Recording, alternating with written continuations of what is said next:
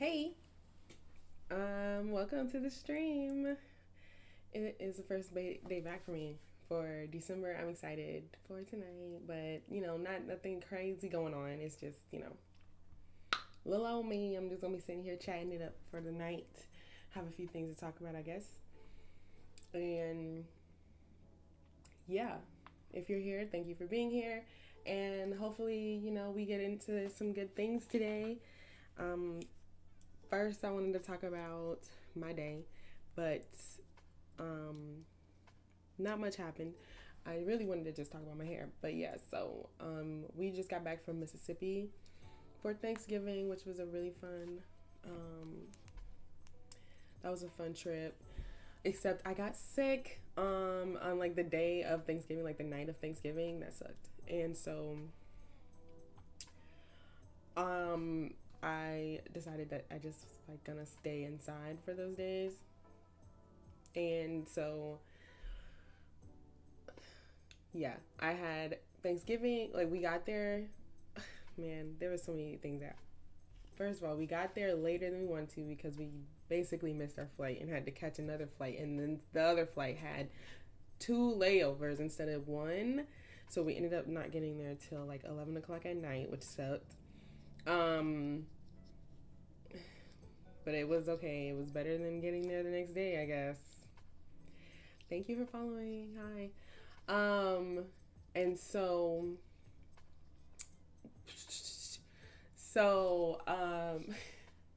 we got there in time for not to be there the next day, but we um just got there really late, so that sucked.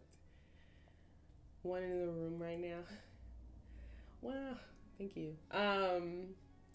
Yeah, then we had Thanksgiving. It was good. The food was okay. Um, Thank you. Thank you so much. I just got a new camera. It's actually really dope. So like I'm super happy about that. Like that's really the best thing about my setup right now.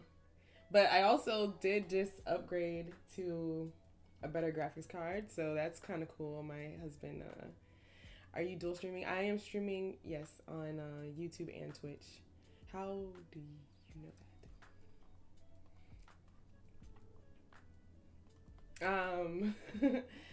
that? What was I talking about?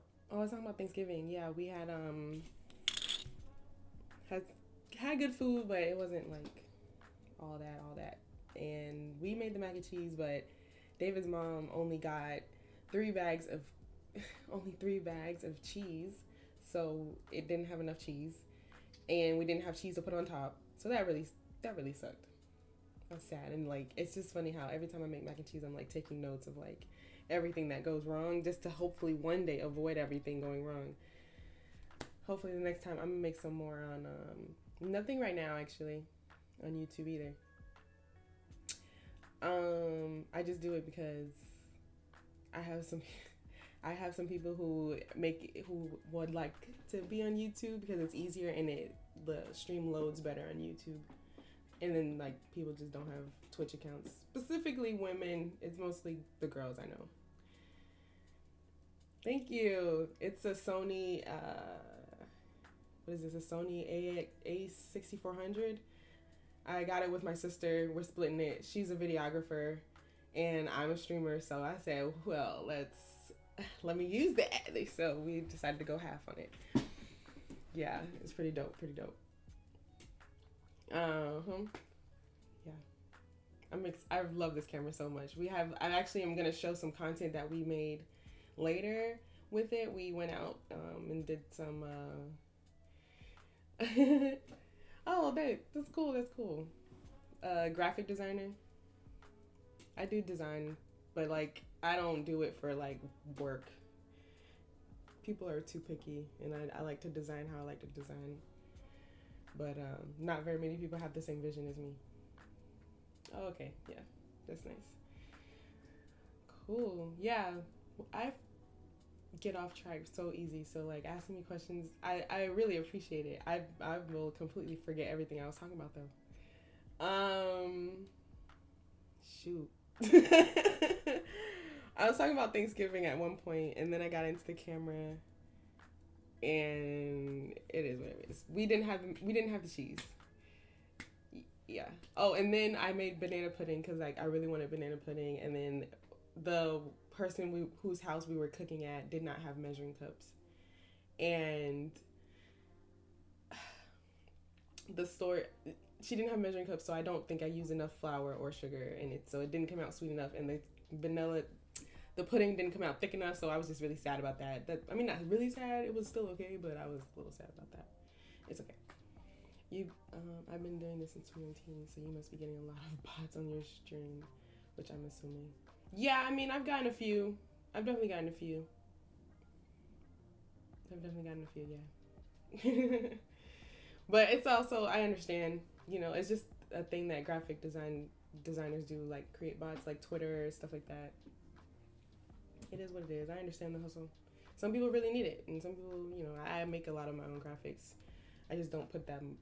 I don't always put a lot of effort into them. So, yeah. Yeah.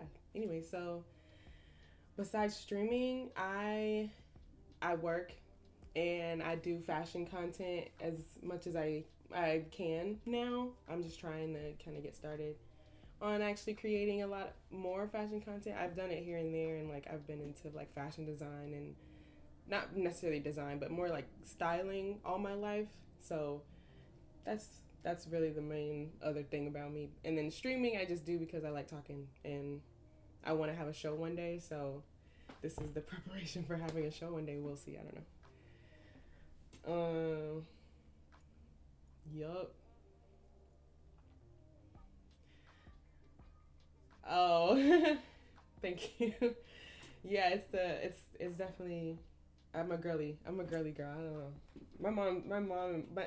My mom just passed her genes on very strongly, and my parents did very well.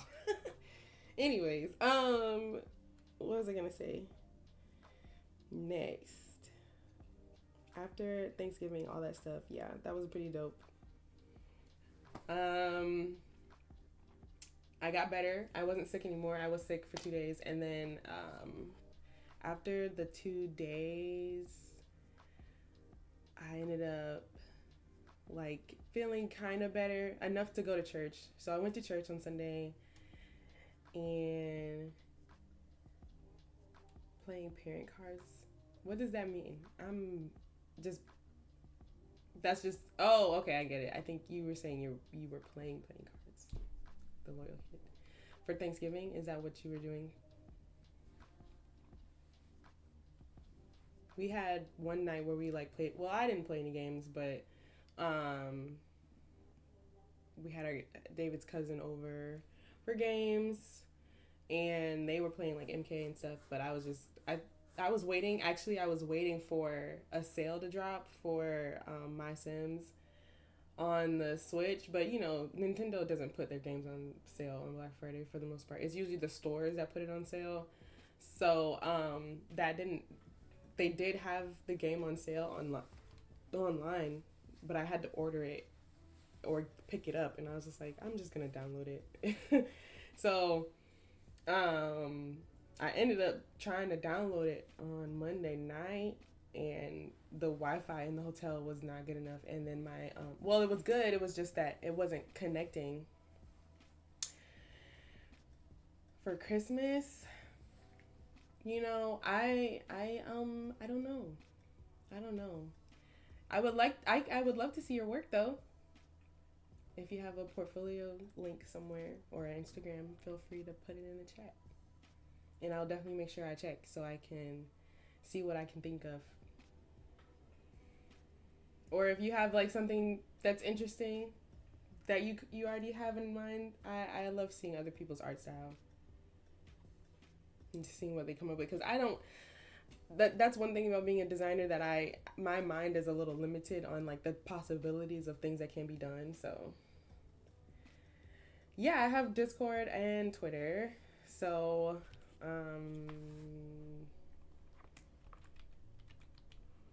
hopefully this works. I don't even know if the the bot is active, but it's in the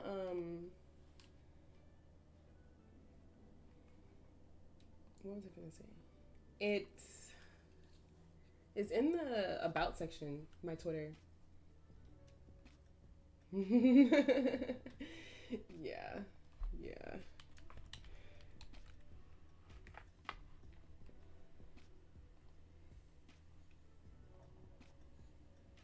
yeah. But yeah, that would be cool. I would love to see that. Da, da, da, da, da. What music's playing? Oh, I remember. I guess I could put that on so I could hear it consistently.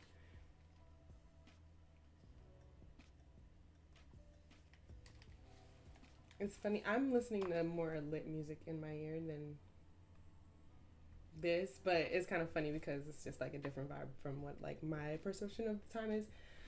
Anywho, yeah, so Thanksgiving, I got the game. I ended up just ordering it and I didn't get to download it until I got back home on Monday. On when did we get back? On Monday?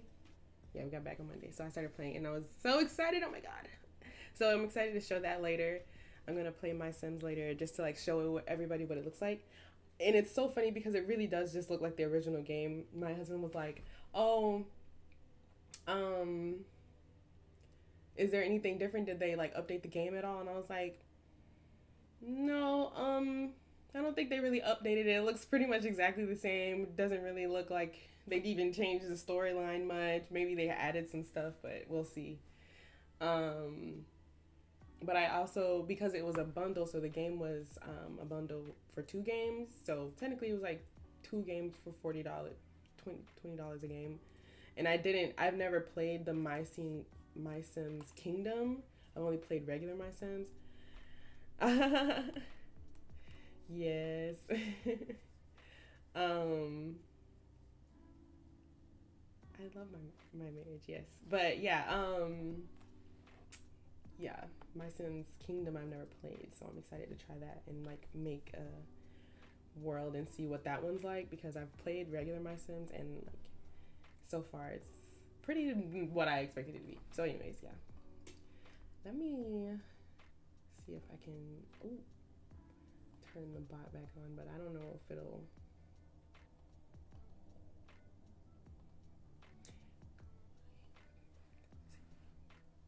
Rocksteady. So one other thing I want to talk about was yes, he's very supportive. He pretty much has given me everything that has made this setup possible, except the camera. I bought the camera. Yes, thank you so much. Um, he's a streamer. His stream is Black Jesus FGC. I think that's his stream. No, Black Jesus 2121 is his stream. But yeah, my computer is one of his that he had prior to his current computer. I think actually that's pretty much it. Everything in the computer is usually things that he's passed down for me. But the camera I bought. That's me. That's all me.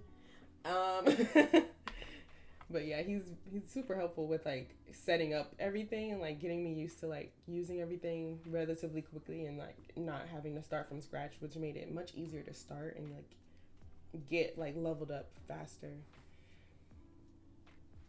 Oh, the bot's active now. Great. Let's I think that works. Okay. Um okay. So other than that, I wanted to talk about my hair. So just so I have like my hair content for the week or something, I wanted to talk about how I achieved my hairstyle. Not as it's not as full I think as it was this morning because it shrunk, but it looks so good still. So I took my hair out. So my last hairstyle was French curl braids, and they were really cute. I braided the front half, and then I did crochet in the middle, and then I braided the back individuals too. I recently draw a VTube model and gave her same hairstyle. Oh, okay. That's cool. That's cute. That would be cute. I would like to see that. I'm a check my Twitter when I get a chance. um, but yeah, braids, crochet braids. Took those out finally because it was getting really annoying and like that hairstyle was super heavy and like when I was sick it was making my head hurt more because the hair was so heavy and I think that's just a black girl problem. I don't know if anyone else has that problem. Like maybe people with dreads maybe. I feel like if you have really long dreads, your hair would probably be heavy. But besides dreads or braids, I don't see your hair being heavy, so you just may not understand the pain of like the difference between when your hair is just your hair and then when you have like extensions and like they're heavy extensions. So yeah. Have I heard Beyonce? Like, what do you mean heard? I heard that she was named the top artist for the 21st century, pop artist for the 21st century, and honestly, I completely 100% agree. I love her down. Yes, like I love Beyonce is actually playing in my ear right now. Yes, I don't think I have any of my Beyonce stuff up here, but I have worn like some of my other shirts have been like Beyonce shirts. I have like an incense holder that's from Cowboy Carter. And I did a Beyonce trivia night that was really fun when Cowboy Carter was coming out so that we could play just like a cute little game and see who knew the most about her like discography and like acting and all the things she's done. It was actually really fun. And yeah. So I'm excited to see when she takes this takes the stage for Christmas. That is I was just texting my best friend. I'm like, so what are we gonna do? Like how are we gonna watch this together? Yeah. Yeah. I think I don't know. It seems like almost one in every I don't know 5 women is at least a semi fan of Beyonce. Yeah, I understand that I understand. It's hard to not be a diehard. Once you're a fan, it's like you once you really like her songs, you just can't not stand. Yeah, I don't know who's Ronaldo. Who is that? Uh, yeah. Oh, I didn't finish talking about my hair. Yeah, so let me finish talking about that. I took out the crochet hair. I didn't get a chance to like really wash my hair because I need to go to work today. So all I did was use some. I have this. It's called Moisture Cleanse by Talia Wajid that helped kind of like clean up the my rim, like my edges from the edge control, and I just kind of did that for now because I'll wash it this weekend, and I need to just go to the office today and tomorrow, so I needed to do that, and I did my best with cleaning up the gunk, and I just moisturized it, and I put leave-in conditioner, pattern leave-in conditioner, and I also put the curling custard on there as well, and it came out so nice this morning. I did it at like 8 p.m. It's so funny. I know that my hair requires 12 hours to dry. Like from doing a hairstyle, it doesn't really matter how much water I put on it. Now, if it's like soaking wet and I didn't let it dry at all, it's going to take more than 12 hours. It's definitely going to take 16. But if I just wet it and put like my moisturizer, my leave-in conditioner, all that stuff on it, because all that stuff makes it wet as well, it takes about 12 hours to dry. So I have to, if I know I'm going to get up in the morning to go to work, I have to make sure I do my hair by 8 o'clock. And I really do want to try Sacred. I really do. But Pattern has me in a chokehold, and it just makes my hair feel so good. And Sacred is so expensive. Not so expensive. Like, there's not everything is super expensive, but I definitely can hold on. I can hold on getting sacred because Pattern has been treating me so well. Thank you. Thank you so much. I really do love my hair.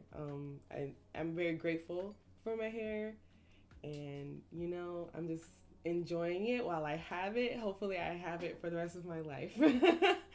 I would like for it to keep growing, but every time it starts getting pretty long, I have to like clip it, so it just is taking a really long time to kind of get much longer, but it's it's getting there. It's getting there.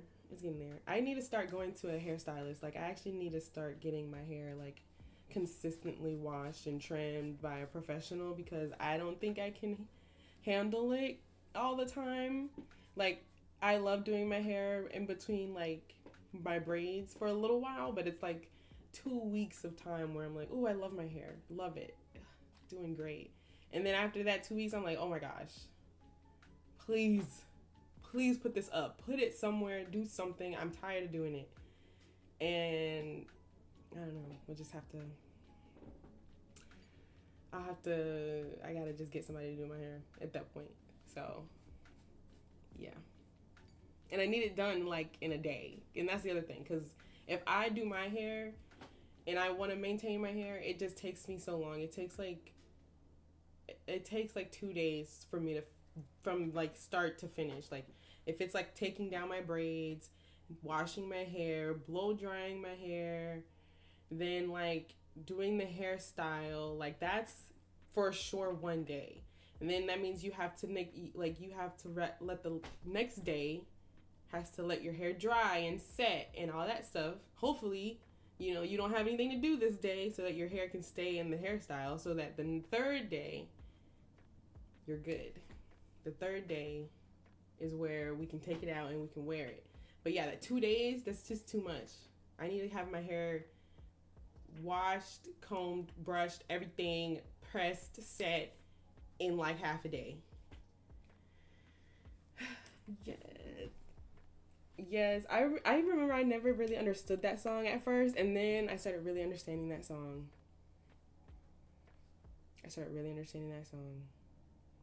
Because, man, sometimes the days, I just think that we hold emotion in our appearance in general. Like, if I perceive my appearance well, then I will be happier, opposed to if I perceive my appearance as like not as well, so then I might not be as happy. So yeah, it just, all of it kind of goes together. Yeah, my hair takes forever. It's annoying. It's really annoying. But I'm excited for this like season of time because it's not super humid outside, and the moisture actually can like stay in my hair a little bit longer. I mean, not necessarily the moisture, but the humidity isn't making the style frizz up like completely. Like it would have been way worse. The shrinkage would have been way worse by now if it was summer. And maybe because my hair isn't super heat trained to withstand against like steam and like keep the style and everything, it just frizzes up and like gets poofy. I also have a lot of like dead ends, hence why I need to go to the hair salon, which would also prevent it from frizzing up. So yeah, I gotta do all that. Anyways, during the winter time, this is silk press season. I can wear a hairstyle and it'll more than likely stay in the hairstyle that I put it in.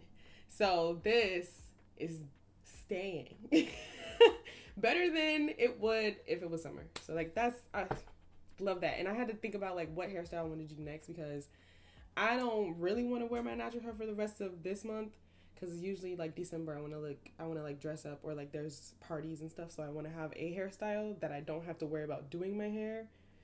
And of course, yeah, silk press would be nice. Or a sew-in silk press sew-in would be nice. I just don't want to buy the hair. Platinum, see, I did braids. I'll do platinum braids, but I don't know if I can do platinum hair because it just looks so off on me. I'm just such a natural girly. Like, I tried doing straight black hair, and it just looked crazy. I just have to have texture in my hair. So even if I did platinum, like it really had to be like, I don't know, it has to be like big waves or like really big, like I don't know. Yeah, it just would look so odd on me. But I could do platinum braids. I definitely could do platinum braids. I've done them. Um, I've done like black to platinum. 72 inches 613. Um, yeah, that was the last hairstyle actually before the French curl, and it was cute. It was cute, but I also think I want to do the version not from like black to blonde. I want to do like that like grayish dark brown color to platinum. That would be cute to me. I need to do that next. Like ash brown, is that what it's called? I don't know white people terms, but I think that's ash brown to, yeah. You got matching screens or overlays? Yes, I do. I actually am just using straight face cam right now because the camera's so good. I forgot I did that. But yeah, normally normally I have an overlay on top of this. But yeah, once that camera hit, I was like, shoot, I don't even need it. I really don't even need it. Can I see the overlay? I don't know. Probably will see it later. I have to show my outfits. And I was thinking about listening to a podcast today. I have to pick one though. And typically what I do is, well, typically what I do, because I haven't done this. What I am intending to do is go on my list on my notes, and I like save the link of a podcast like video, like you know how you're scrolling on Instagram and you see like random clips from a podcast, and they usually just show a short clip, and sometimes they're actually interesting, and it's like, oh well, I wonder what they were talking about. I don't have any emotes right now, no, because I'm not even at the point where I can use emotes. So, yeah. What's today's date? 12/4.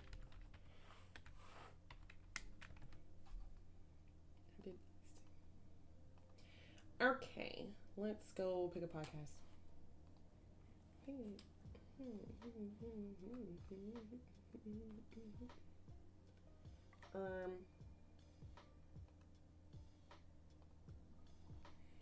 Let's see.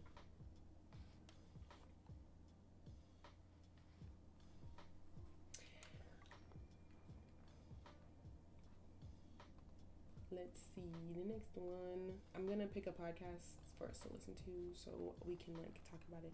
No, I'm not affiliate yet. I got all this cool stuff and ain't nobody in here watching. They ain't watching consistently enough. That's all. Speaking of, oh, I sent the link. I gotta send the link to folks sometimes. Be like, y'all come in here and watch. Just sit here, just for a second, just for a moment. I need 3 average viewers. They might come later, but that's why I'm like taking my time with like what I'm talking about, because usually they end up showing up. Some more people usually end up showing up later, and then I've already discussed everything that I want to talk about. We getting fucked up tonight.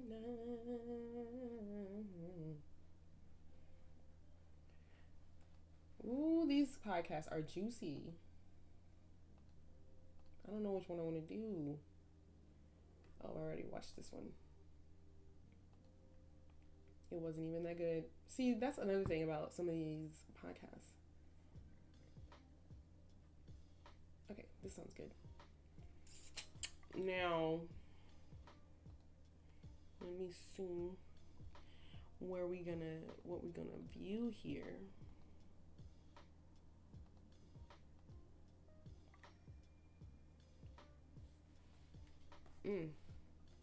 Why is it? Oh.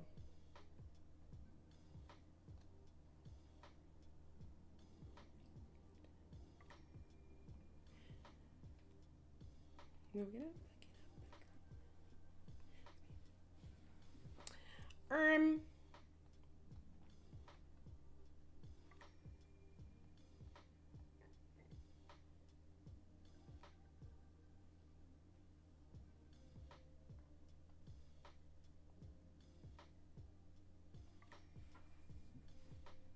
Okay. So. I'm gonna. Oh, another thing I need to do.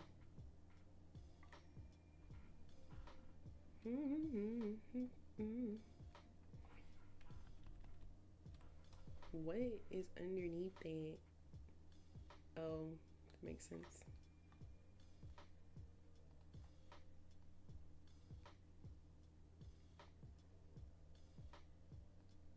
Makes a lot of sense. Makes a lot of sense. Okay.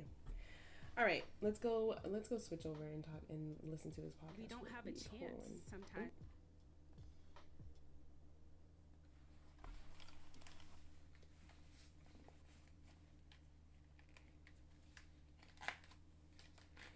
Thank you. I'll definitely take a look. I don't mind. Oh yeah. I'm not gonna try. Have a good dinner, breakfast, whatever time of day it is. A good meal. Okay.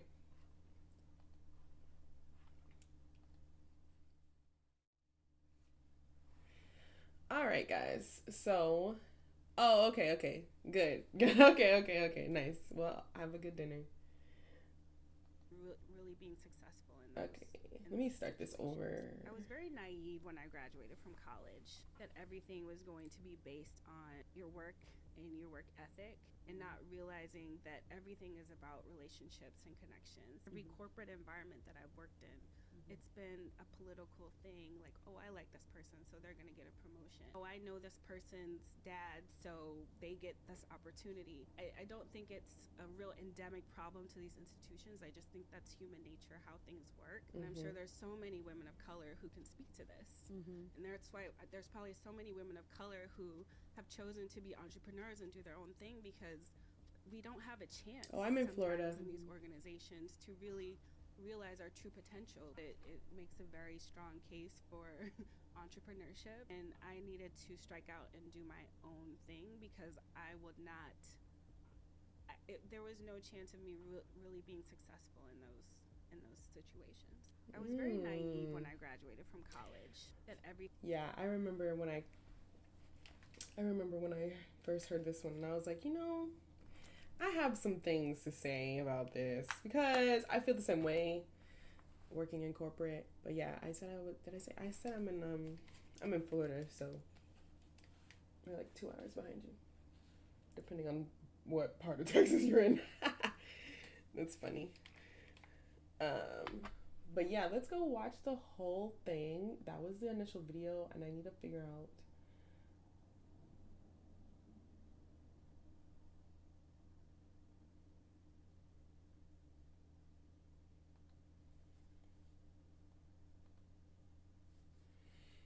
Gems with Natasha.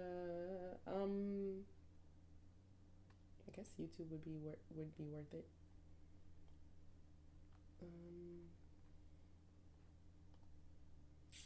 Let's find that one. What was her name?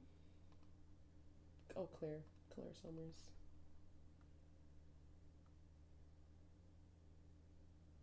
Um.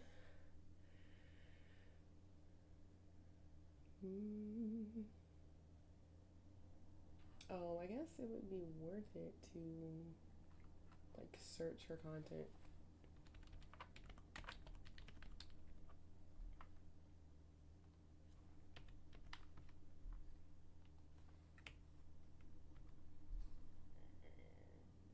Yeah. It was an hour? Okay. Sorry. We're gonna see if I get through the whole thing.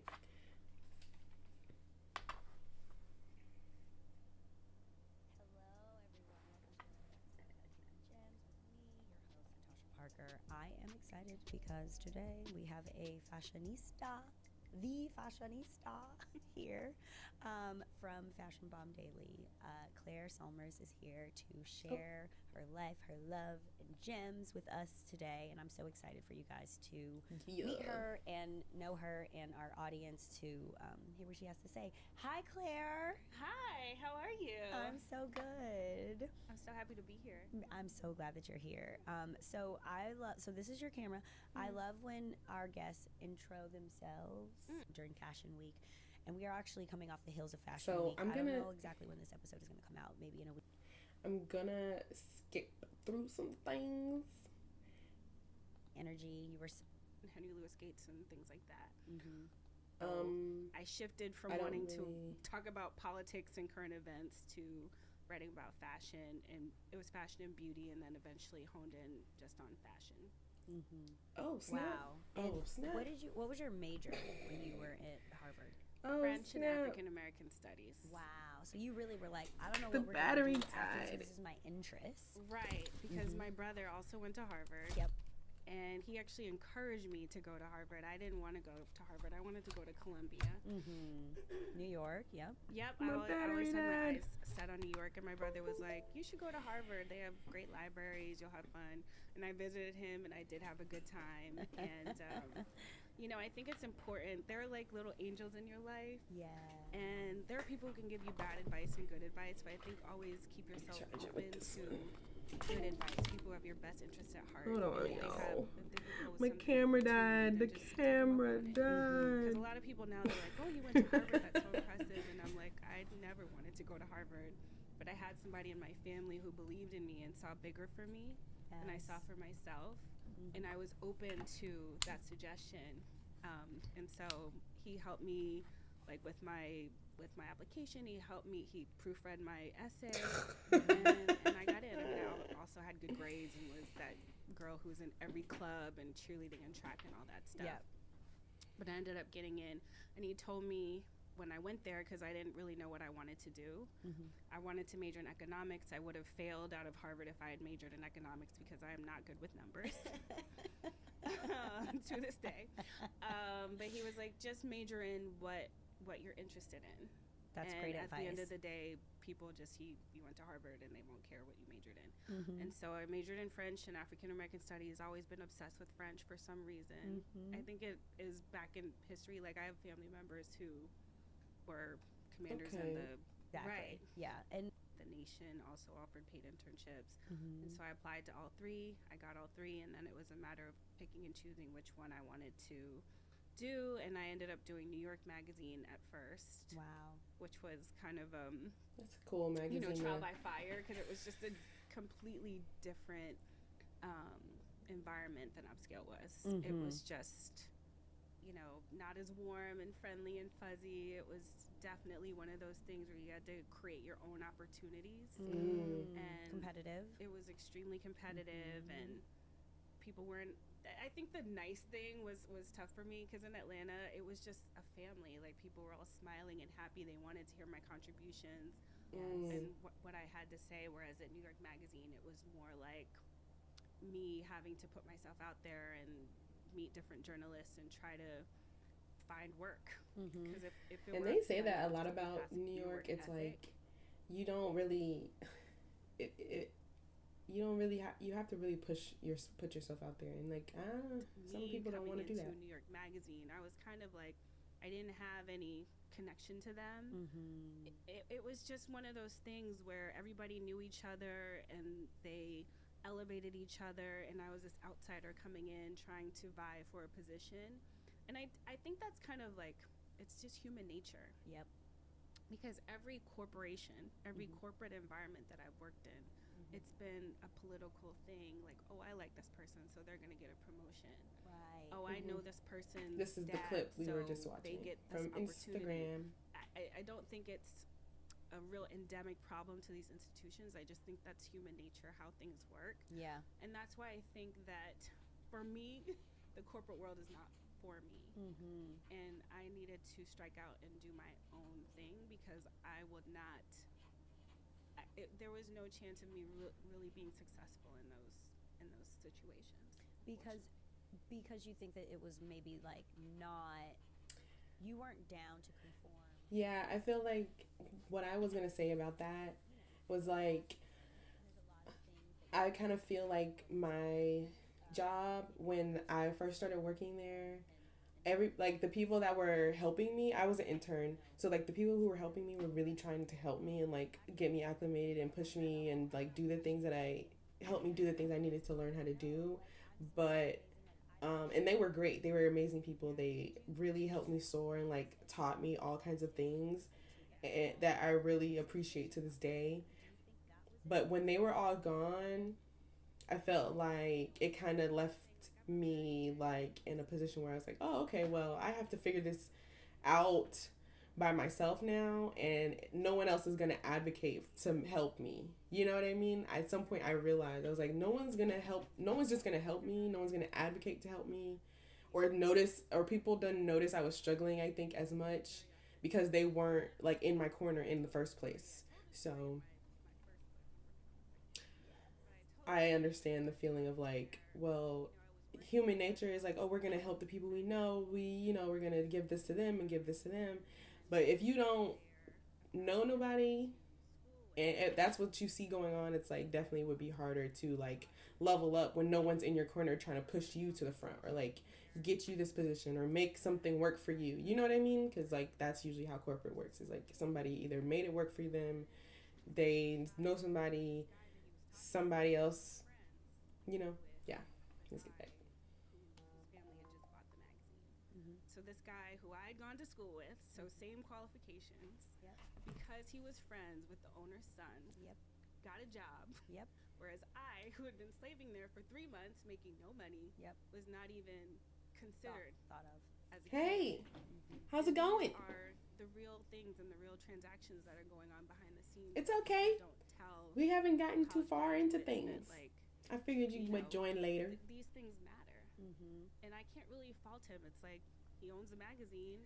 His dad owns a magazine. He could do whatever he wants to do. He can hire whoever he wants to hire. But I've seen it Mm-hmm. so many times in my career where I know I have the same qualifications as this white guy, Mm-hmm.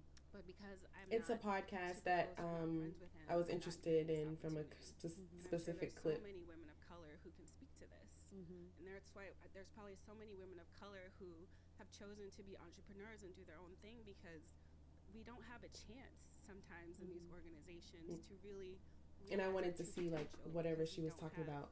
the connections. Mm-hmm. Yeah, And the crazy thing too, after I agree. left New York Magazine and the owner's son got a little more comfortable in his position, I reached out to him. He's a nice guy. Mm-hmm. And then suddenly all these people who had like treated me not nicely, Yeah. Yep. suddenly they would return my emails, and suddenly I was a promising candidate because now I'm connected to the owner's son. Yep.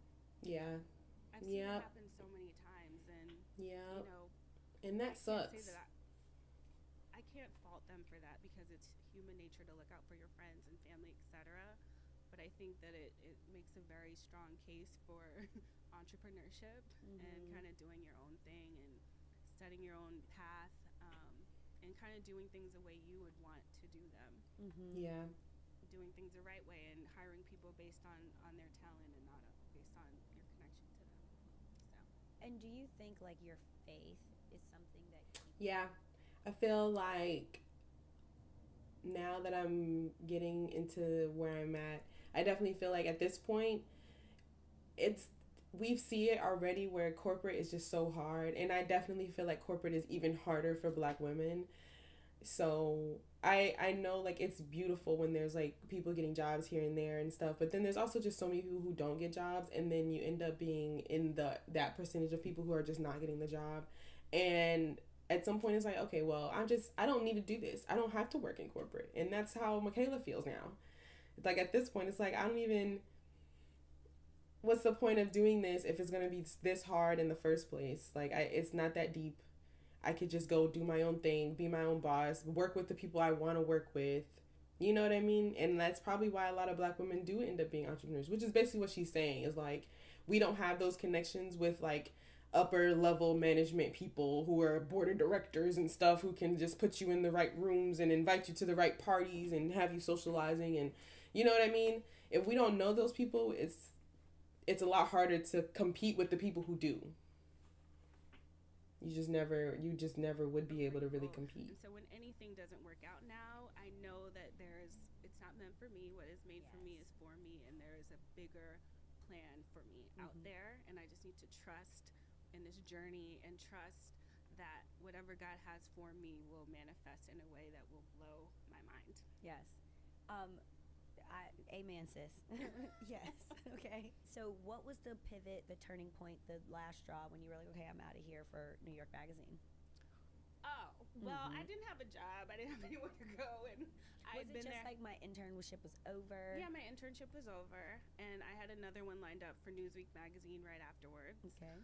And so I did that. And then I was going to be a page at NBC. This is a part of my story that people don't really know about, but I did still have these dreams of being on TV, and I had applied to be in the page program. Which is a great program. It's a great program. But I think I was in the page program, and it was just another situation where I didn't have health care. I was making no money. And as a page, you work weekends. And it felt good. It felt good to have a regular paycheck. And I must say, I talk about Real Simple a lot, and I'm sure they're like, this girl was updating from my job. I'm skipping. At my desk. It's an hour lunch long. Breaks, all sorts of craziness that probably at another job would be a fireable offense. But I was like, and my my department was so cool. They just kind of let me do it.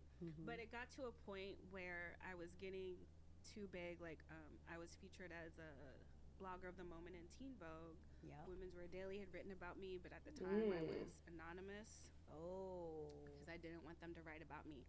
But I was getting features, I think in Essence, like my face was everywhere. The blog was blowing up. I was getting on the train going to work. So this is the woman because you just joined. Hey, you want my seat?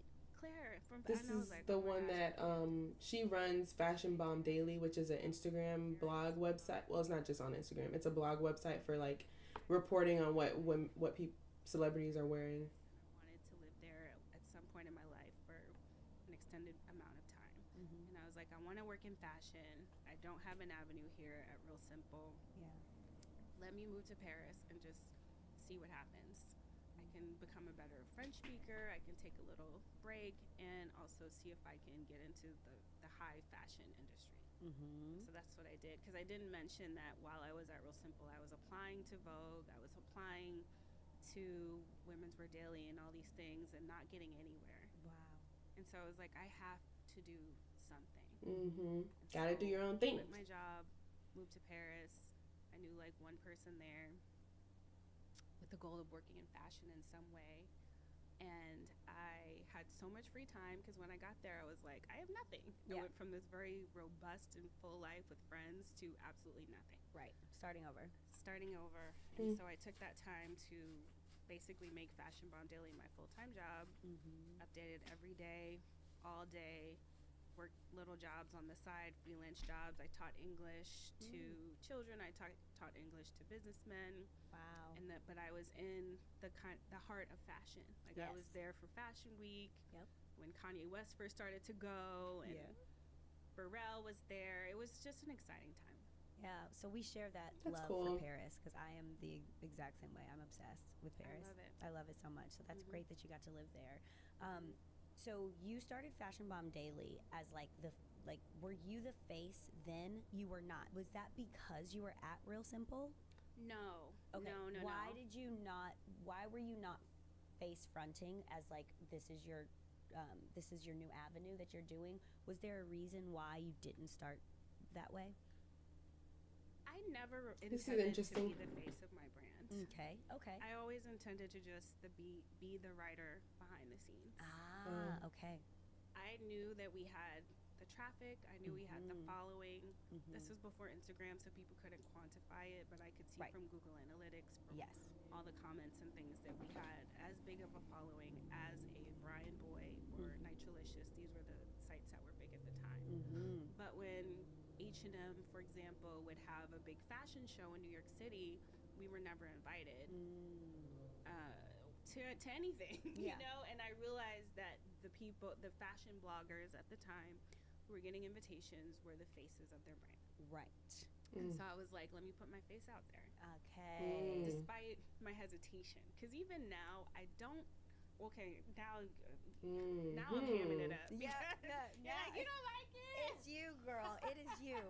So it's interesting. I think it's interesting that she said that, mainly because putting your face to a brand, putting your brand as you and like your face to your brand and stuff, it kind of makes a big difference in like how things like play out. Like I feel like with the powder room, I'm saying that I'm the host of the powder room, but I'm not necessarily like, and of course the face of the powder room too, but like because it's just a little different because it's not me, it's the powder room, you know what I mean? And like part of me is like, okay, well, should I change it to be me? And I am still the host of the powder room, which is a show I do, you know. So I understand like that whole tea with like, okay, well, are you the face? Is it just a thing?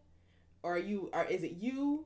Or is it just this thing? Like, what are we supposed to do? So you see what I'm saying? So it's like, I don't know. And I'm so happy for you for that. That's why I'm like, I really want to know that mindset. So you did not want to be the face. I did not want to be the face. Like you wanted it to be this fashion blog and or magazine article thing. That was your mindset from a business perspective. Not from in the business perspective part. I didn't even treat it like a business. Like I didn't even know it was a business. Okay. For a long time, blogging was not a business. Okay. For a long time, I was doing it just because I wanted to, and I actually started Fashion Bomb because I went to our HR department at Time Inc. And I was like, I want to move around. I want to go to InStyle. I want to do something. And she was like, you need a website. And I was like, okay. So I started ClaireSomers.com. It had all of my clips, everything, articles that I had written. It had my resume on there. And then I thought it was boring. And so I decided to start a blog. And the blog was just a way for me to express myself online and also show these big fashion magazines. Because Real Simple is a home kind of organizing magazine. Yes. Despite me writing fashion articles for them, that's not really what Vogue was looking for. And so I decided to start a blog to show people my skills as a fashion writer. Yes. Wow. So my goal with launching Fashion Bomb was to show people what I could do to get a job. As a writer, as a writer somewhere else. But it was not ever intended to become my job, a career, anything. So that is a gem in itself right there, because there's so many people that are probably listening to this that want to do something or want to be a part of something. And I tell people, back then there was no Instagram, no TikTok, no nothing. I'm sure now if that were you, it's like you would be on Instagram talking and saying this, whatever, this fashion, and it's like utilize these networks to talk about what it is you're interested in. If you are not working, I'm doing that. Wow, look at me doing the things. Website. You can go. There's people who do man on the street. Excuse me, but yeah, like I feel like all of the things she just said is like, well, you know, I didn't know it was a business. It wasn't even a business for a long time. It was just something I wanted to do. She wanted a way to express herself, you know, just because she wasn't working in that field at the time, and like she had no way to prove that. So, you know, I think it's kind of interesting. Like I could see myself being like a fashion video journalist, because I don't really do writing, but I can do like live. I can do live content. So like video journaling. So maybe I'm just creating a portfolio right now. I don't know, because like right now we're talking about this podcast about, you know, this fashion blog guru, and yeah, I'm just doing it because that's just what I want to do. Kind of cool. I'm not gonna lie. You know, the puzzle pieces are fitting together.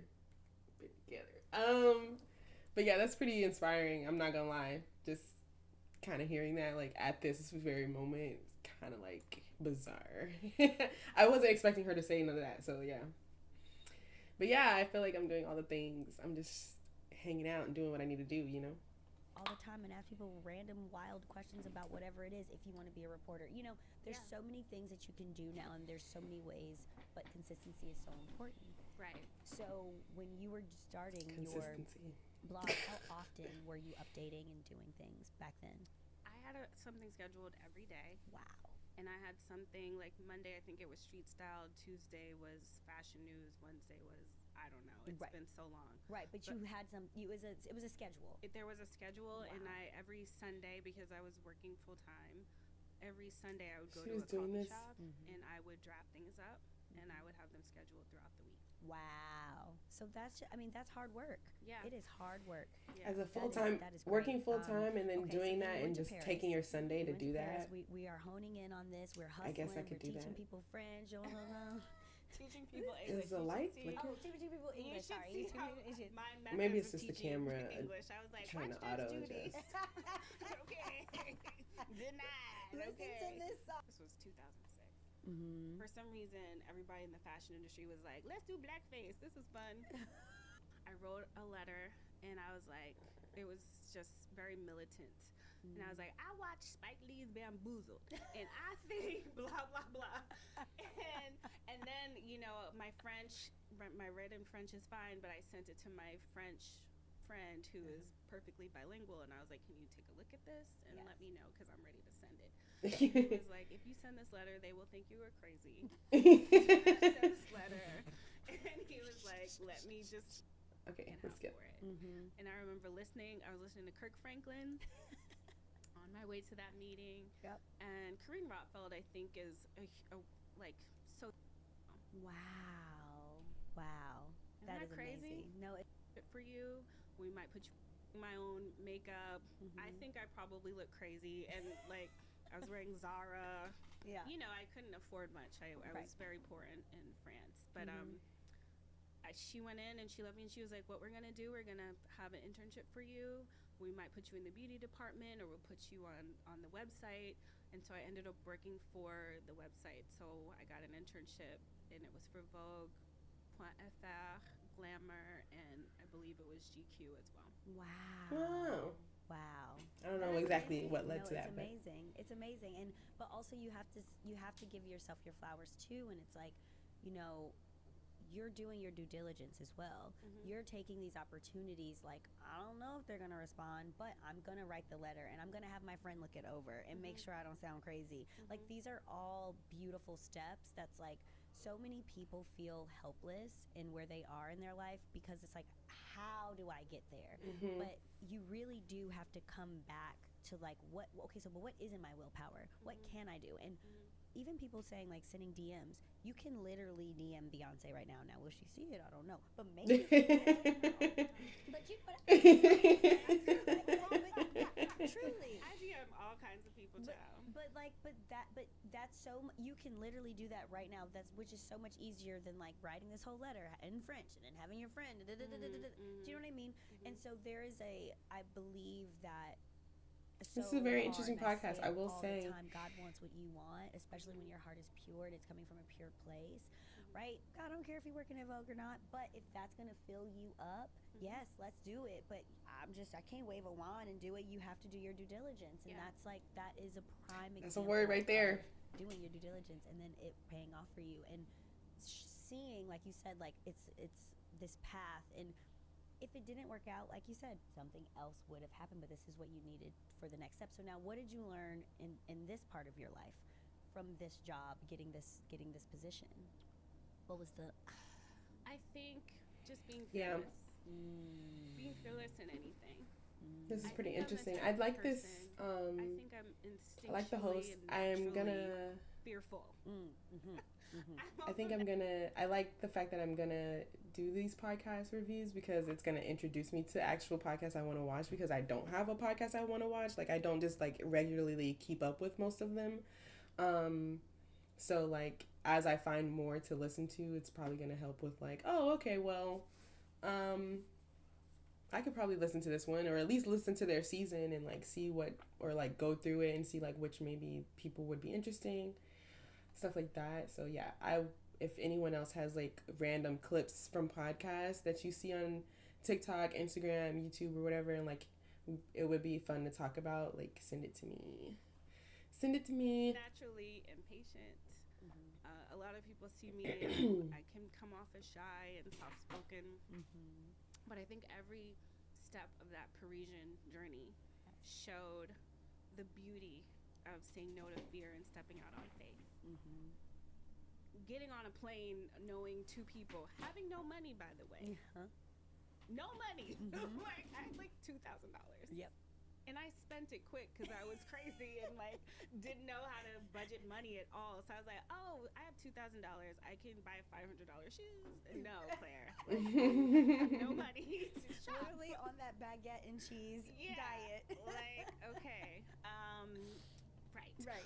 Being fearless in that way, being fearless in walking up to Corinne Rotfeld or sending her a note, being fearless in many ways. Like being fearless. Now I'm very fearful. Mm-hmm. But I would go because I remember my first Paris Fashion Week. I'm like, Paris Fashion Week is happening. Oh my gosh, I'm in Paris. I want to go to these shows. And people were, people that I thought would help me, they didn't help me.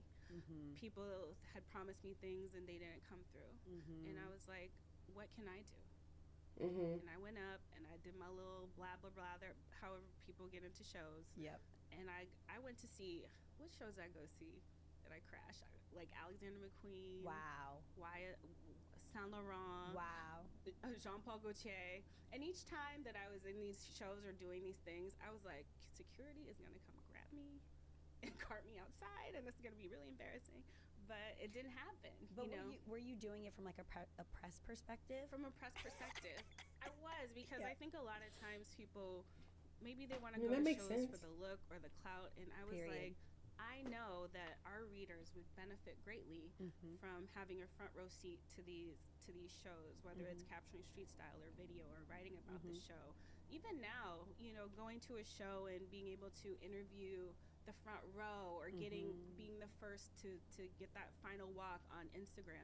I know that we would benefit from being at all these different events, but we're not always given access. Right. And so at the time, my philosophy was, if you're not going to give it to me, I'm going to take it. Yes. That has certainly rubbed people the wrong way, and there was a time where I definitely paid the consequences for that brashness. Oh. However... Wait, I want to go there. Oh, really? Yeah, I want to go there. Wait, what happened? I kind of went in with another young lady, a fellow blogger, and to a big show, and she didn't like it, and she ended up emailing every PR company in her Rolodex and telling them that I was a gate-crashing hood rat. Yeah, she said that I was going around Milan using her name. She literally, anybody who emailed her, she would tell them this. It was like completely unsolicited information, and she was trying to destroy me. Wow. And the beautiful thing is, I finally went back to Milan, because there was a time when I would go to Milan and apply for shows and get nothing. And this is when I worked for Italian Vogue, so I was actually legitimately invited and covering shows in London, New York, Italian and Paris. Vogue? That's fun. Italian That Vogue. sounds fun. This is after Paris Vogue. But there was a time, because the shows, they go in chronological order. Right. I was like, let me go to Milan. Yes. And I would apply to shows in Milan and get nothing for a week. Yep. Because of homegirl. Yep. Because this girl.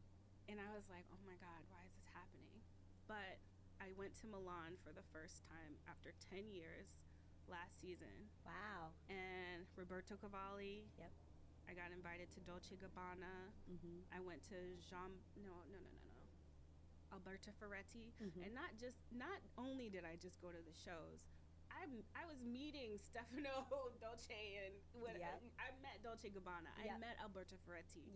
The Italians are so nice and warm and loving. And that could have scarred me for life. I could have been like, I'm never going to Milan missed opportunity. But can't God, block your own blessings. I did do the wrong thing. I will take accountability for doing that, but there is redemption. And I think at the time, she thought, and a lot of people thought, that I was just this person who was like kind of, I don't know, just trying to be in there to like, I don't know what they thought I was doing in there. I wasn't like trying to meet Bernard Arnault or anything. I wasn't like rushing up to Anna Wintour to and roses. And like, if this was your F up, how many people do you think use Fashion Bomb when they go to places? Oh, it happens all the time. Yeah. I get these emails and people are like, do you know Chanelica Betancourt? And I be like, she does not work for Fashion Bomb. Look, you're about to get an email. Natasha Parker is. It's also something that, like, how crazy and full circle is it that now you're in a position for people to use your name in your Fashion Bomb day? I don't think so. Yeah. But it's like the industry has been very racist for a very long time. Mm-hmm. And it's also like, I remember back in the day, got I a lot of tweet good about things it, and in I there. remember one of my mentors, I won't mention her by name, she was like, take that down, don't say that, because you get a lot of opportunities and there are young people looking up to you and you don't want to come off as complaining, right? So I don't complain. A lot of times I just grin and bear it. Yeah. I grin and bear it. I take it. I'm like, I'm going where I'm celebrated and not tolerated. Amen. I'm going where I'm supposed to be. And you know, whatever's happening over there is not for me, so I won't be there. And that's the attitude that I've had to espouse after all these years, because you know, we can't always feel entitled to a seat at the table, right?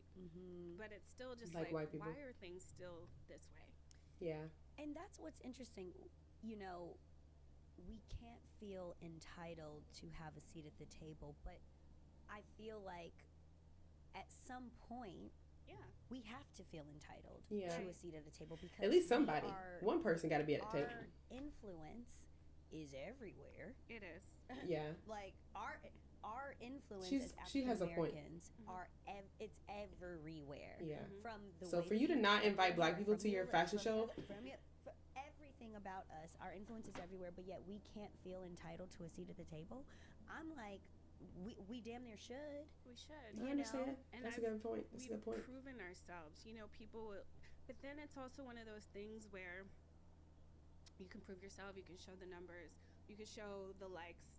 Some posts get 12,000 likes, some posts get 12 likes, because I don't know what's going on with Instagram. Because of the algorithm, whatever. But then you'll be like, oh, so I built this up. You can see I'm legit. I'm the only person who wrote about Lindsay Davis's pinstripe Alex Perry suit at the presidential debate. Lindsay! Look, shout out to Fatima, my hairstylist, because she do her hair. Laid. Okay. Laid. But let me just, like, we are... The black girls want to know. Breaking news. Yep. That nobody gives us credit for, right? It's fine. But it's like, then they'll try to discredit you. They'll be like, oh, well, you bought all those followers. Yep. Ugh. Those aren't real. Yep. And I'm like, what? Yep. Oh man. So after all this work, after everything, even at her big years, success, people are still. But that is, it just still don't look at it good. I've learned to embrace the adversity because it does make me stronger. Yes. One thing that I worry about becoming a bigger I'm always like, creator is like TV show. adversity. Oh yeah. Great movie. This is gonna be a great book. Yeah. That's how I have to think about it. Yes, and also, you know, I just have to say this too. FUBU, for us, by us. If you are not a person of color, some things you don't get. You just don't get. I'll never forget. I went to go see the movie Get Out in theaters. The things that the white people laughed at was different than the things that the black people laughed at, right? We have different American experiences. So, therefore, you may not think that something that you're posting is relevant. Like, my group chat, my family group chat was going off, like, about Lindsay. Going off, like, she looks so good. She is the real reason why we here. Like, now, you know, maybe a person of color may not feel that way. Maybe they did not see her shine in her essence and how proud we were to see her up there doing her damn thing. You know, maybe it didn't hit the same. And maybe that's not for you, right? But, and so I say that in the sense for you as well in everything that you do. Maybe people, if you are a person of color and you're on Instagram or the interweb, you know what Fashion Bomb Daily is. And if you are not, maybe you don't, I don't know. But for us, it's a big deal. It's so important and pivotal to see you at these shows, to see you in these spaces, to see you in this light, at least for me, right? And the people who I talk to. And so when other people question it and they don't understand it, it's like sometimes it might not be for you, baby. You know, and instead of questioning it, try understanding it. Right. Right? And Well, so that and we don't have to watch the whole we have podcast. to conform. What was I gonna do next? Or feel as though we have to conform to white I spaces. want to look at our but videos. when you have a black publication, you really don't have to. You know what I mean? I can And you keep can playing keep it though. quote unquote for us and that's what I love about certain rappers and what I love about certain athletes. It's like I'm just doing my thing. I don't have to and they get a pass because they are entertaining us, right? So they get a pass to be unapologetically black. Whereas especially for women, and then they are also men, but especially for women, it's like we feel like we have to conform into these spaces and these boxes and do these certain things. But I just know that people who look like me fuck with you. You know what I mean? Thank you. Right? And the thing too is like we cover all fashion. You do. Like, you do. And Paris you're putting and Nikki Hilton. Yep. We just posted them. Like we post everybody. But there's a difference when I go to, let's just say, you know, there's a difference when you go to a different publication and you come to your publication and it's like, oh yeah, out of all these things at the Met Gala, I'm feeling those things that she's saying. You know what I'm saying? Like when you're the first. It's the curation. I'm always reposting Fashion Bomb for the Met Gala and how you do it. You know what I mean? Which is different than how other publications do it, right? Yeah. But that's what I resonate with, right? So, and you do cover everything, but it is still a space where I feel that, you know, I mean, it's inevitable, right? We are minorities still in this country, so we are always going to be surrounded by and in white spaces, right? Because we are still a minority, and there's nothing wrong with that. But to see even a Paris Hilton or a Nikki Hilton from my point of view or your point of view is completely different than seeing it from, you know, what Becky's going to pick out about her outfit and what you're going to pick out. You know what I mean? It's going to be different. And I love the music choice because people are like, it's me, y'all. It's me behind the music choices. But like, you know, putting the Jules walk for the Off-White show. And I put the song Soldier when he was walking because a black girl would know that he was in Solange's belly for the Soldier video. So to see him walking at the Off-White show to that song is like, okay, you need to be a black girl from a certain era. I agree. To get the reference. Right. They be posting funny stuff. I mean, not funny, but like relevant. It's just culturally I did a mashup of inclusive. Of Love and Hip Hop stars to Mama D's song in that order. You won't see that on Vogue. No, you will not. You won't see that on Vogue. And that just hits different for us. So I wanted to talk about I don't want to ever like the the brand. They are the outfits we did. So this was Dahlia's mood board. I'm just gonna basically recap and like then show you what we ended up doing. Black girls have something to say. And why did it take Black Lives Matter? Why did it take the pandemic for y'all to start shifting it? And then what is it going to take for true inclusivity? Not just the people you handpick. Who you say are the ones who got next. No. It's like, what are the people saying? Did you find the videos on the SD card? I did find them. As well. So now that you have Okay, Dahlia's. Let's go back and look at your Michaela's. You are, but you do recognize that you have a certain Okay. It's kind of funny I think that how we deviated, of but it worked out really well. I like it's just so funny. some circumstances and some circumstances And this was mine. given the respect. I don't think I ever did the mood board for Alicia because she sent me pictures. So I think I can probably just show you the pictures she sent me.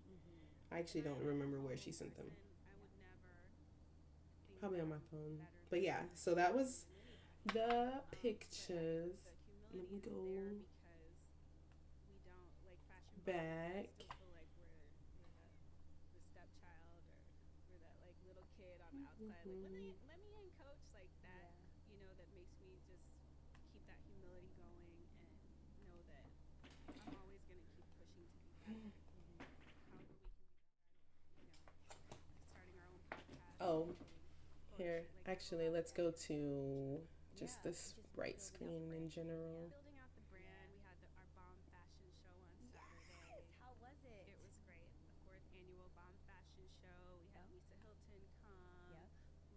Beach and Little Mendices Walk. I realized that it was like the next generation. Yes.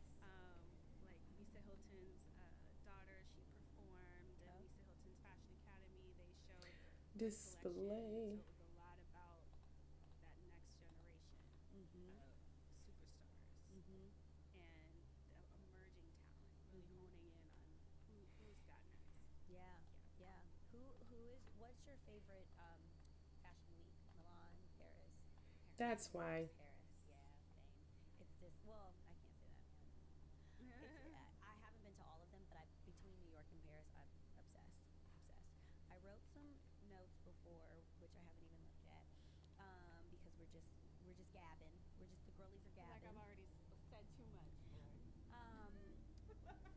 Hmm. They'll be like, she right. No, she's real. Spike Lee. She's real. Spike Lee in a skirt. Skirt and silver boots. We talk about network a lot on this podcast and how important it is. Do you have a best practices on how to deal with industry folk? Is there something that, let's just say, you heard Let's hear this part. person was just not nice or rude or mean or whatever, and now you're to meet them somewhere. Do you have like a go-to way to deal in these types of situations? It's funny because when I first started working at Ashley, one of the guys was leaving to be a bartender at the time, and I didn't understand why, but now I get it. I was like, he probably really hated that job. He probably did. I get it. I get it too. At this point, in working down in Ybor, you might as well. I feel the urge to remove myself. I never send a nasty email. I never send a nasty text. Wow. I really try to always be respectful, always be nice, be kind of above board when it comes to how I deal with people. I wouldn't want to. I understand not wanting to work there for sure. Trying to find my freaking my screen ain't showing up. I think it's also like the spirit that moves me, but I also here we go. You spoke about faith. It plays a huge part in my life, and I'm sure it does for you as well. All right. But just understanding God will take care of me. God will take care of me, take care of the situation. Yep. And I've seen so many times Go when to I've the dealt with videos adverse situations in the past. in a moment. That's the beauty of being seasoned. I've seen women, or let's say I've seen people actually do things to try to sabotage or, just do something to work against me. And I've left it alone. Yep. I've gone on, I've done my own thing, and the universe. Here we go. God will take You put up your Christmas wreath? Great. I put up my thing around my door. Oh yes, me too. It was very easy to just throw it on up there. Do the right thing. Try to do the right thing. Yep. And it's not reciprocating that negativity. Never. That's beautiful advice. It really is, because girl. All right. Let's just play some music now.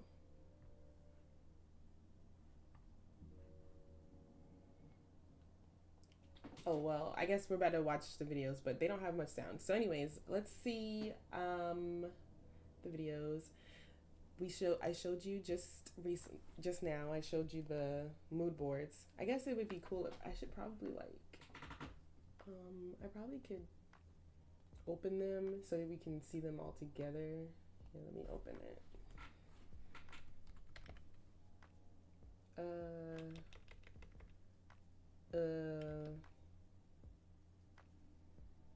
I don't know.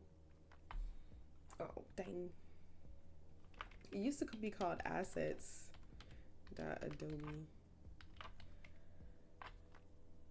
Oh.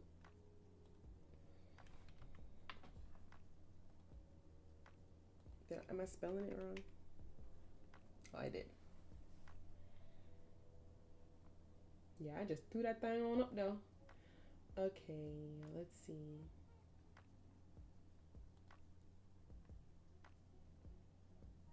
Is there a way to see? Oh, here you go. Okay.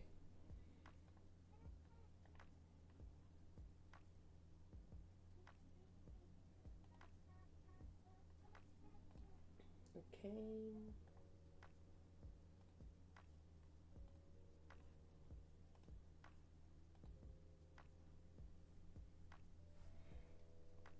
Oh, I keep forgetting that this camera is so, yeah, I gotta sit far back. Sorry, y'all. My head cut off. Okay, so these are the outfits again.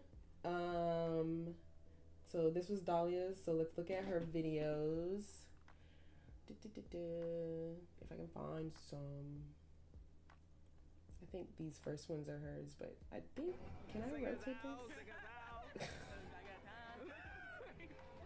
Can I rotate it? Can you have your lip gloss with you? Can you put it on?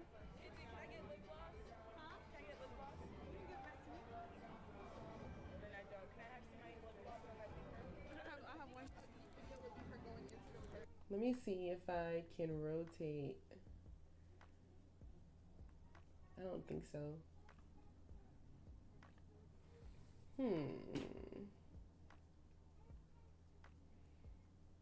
Edit with, I guess I can do like open with like CapCut. I can do, well, aren't these the 4K versions?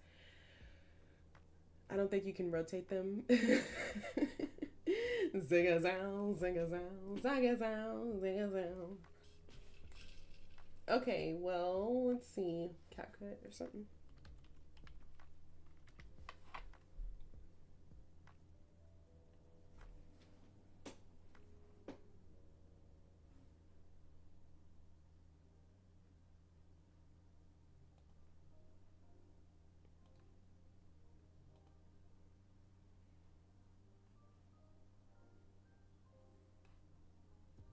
Okay, let's see.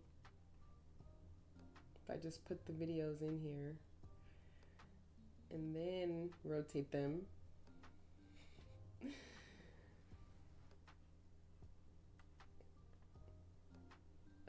Where's the rotate button? Isn't this the rotate? Yeah.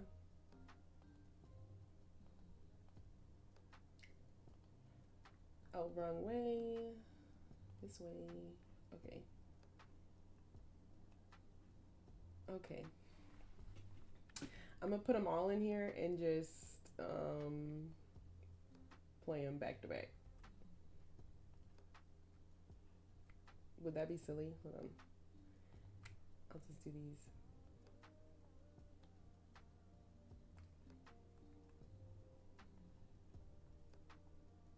Ah, look at that. Look at that. Do I have to rotate them all? Dang! Why do they do stuff like this, bro? It's just really dumb. It's so dumb.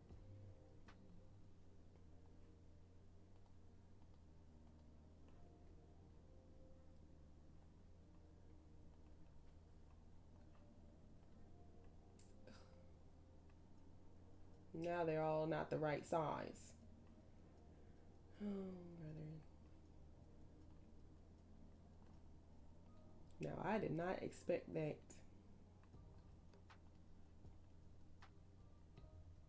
Just gonna make a movie real quick, you guys. Sorry for the delay.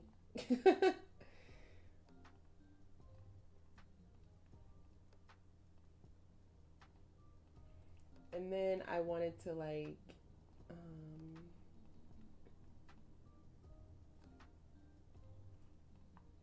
oh, I don't think this one was anything. And this one, I don't know.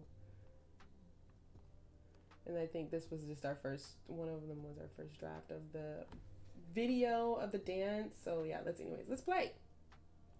Woo. Oh wait, full screen. Period. Okay.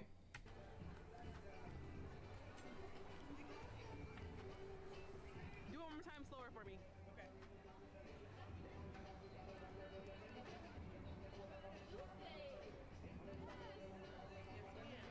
Cute. Now do this with your hand around your necklace. Like this? Yep. Cute. Cute. Go in the purse for me. Put the lip gloss back. Michaela directing. So funny. Okay, Sensible. like that. You knew what to do, girl. That was cute. That was so cute. Okay, do me a favor. Put the sunglasses on. Okay. That was really cute. Do it one more time slower for me. Okay. Start with like your Oh, that can be your girl. Zaka. Hopefully they don't copyright me just for these little There you go. background music. Perfect. Very cute. Now put them back on your forehead. The camera definitely takes better pictures at night than Cute. takes better video at night than pictures, or pictures at night than video. Oh, okay. Earlier today, somebody was in here like, "Oh, I love your setup," and like I was like, "Yeah, I got a Sony A6400 camera. It's really nice." And you're like, "Wow, that's a really good camera." Yeah, it was a cute scene until she couldn't find the lip gloss. My laugh. But I think it was really cute. Right there. Yeah, there you go. So let me explain a little bit more about how we ended up here. For this outfit, because hold on, let's see. Let me show you real quick. So let's talk about how. Oh snap! I can't. Okay, well. Okay, so let's talk about this. So in that outfit, in Dahlia's outfit, we were thinking we were gonna do like soft knit, like skirt, maybe flare pants, knit shirt, preferably just soft knit, but like not anything too drastic. So what we ended up with was these purple like velvet pants.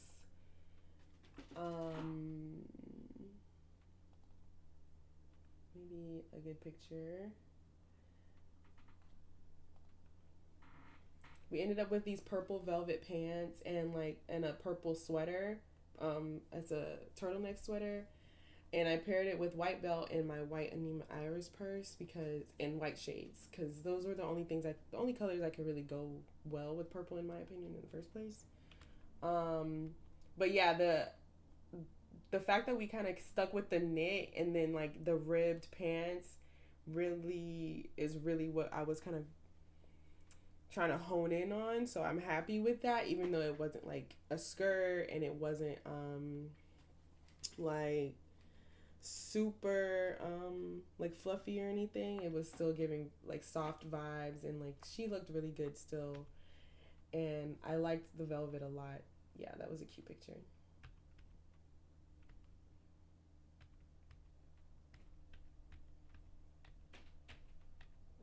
Okay, let's go to Alicia now.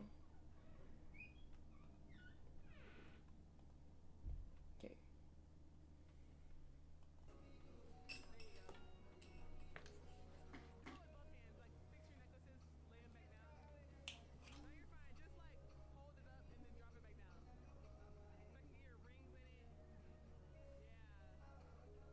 I do think that when we do this next time, if it's gonna be dark, I was expecting there to be more light, but because there wasn't, I would like to have a light that we can put on us, just to help really keep the shadows and everything like from looking flat, making our faces look flat. Oh Lord.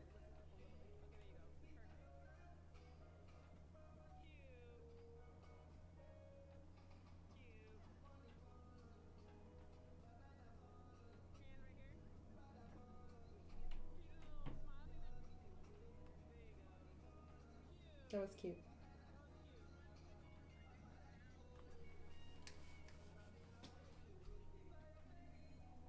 Okay. I really liked that she had brought those pink shoes. It worked so well.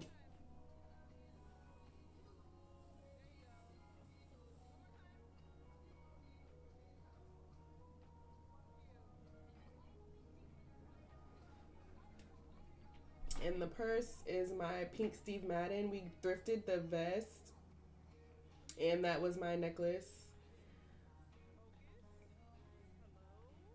So her outfit, I didn't have a mood board for her outfit. I'm better at directing video than pics too. Yeah, you told me, you did say that, and I understand. I do. I agree.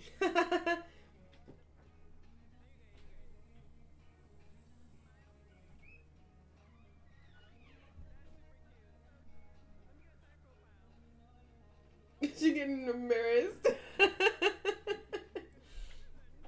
um, what was I saying? What was I finna say? Oh, yeah, we didn't have a mood board for her, but she wanted a vest, a tie, and like shorts. It just got cold, so we didn't wear the shorts, and she ended up wearing the blue jeans. She brought the belt and the shoes and the pants, but I gave her the vest and the shirt.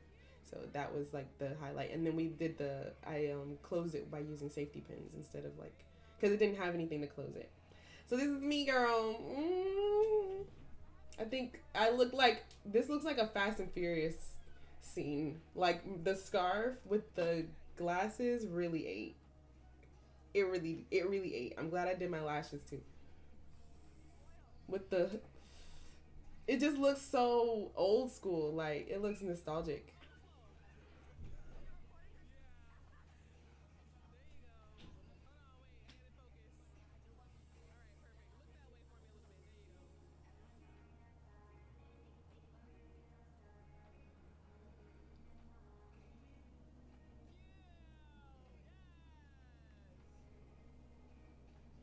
Michaela was zooming in a lot. When I did your video, I did not zoom in this much, I don't think.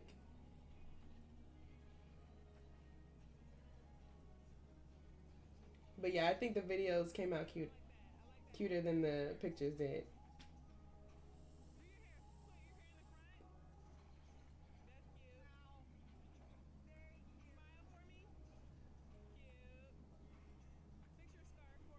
Yeah, I really liked the glasses with the scarf. And I got that scarf from Beauty Depot. Those glasses are from Amazon. The jacket we thrifted. I already had what you call it, the sweater. The pants are from Fashion Nova. My Nikes, and that purse I got from Marshalls is Nicole Miller. Yes.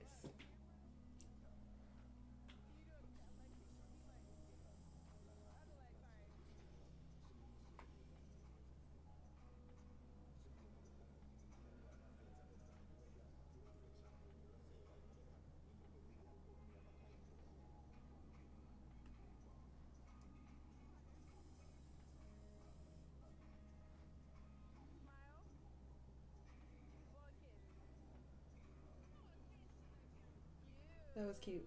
That was real cute. That little section was cute.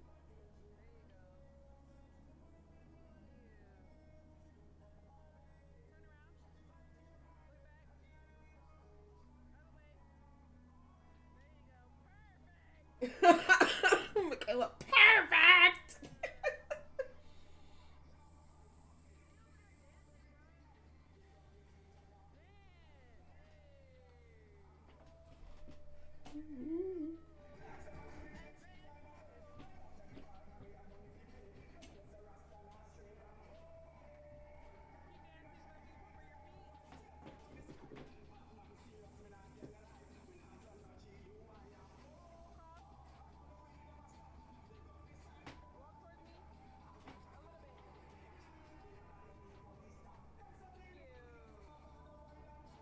The jeans really did eat together. The jeans, the denim.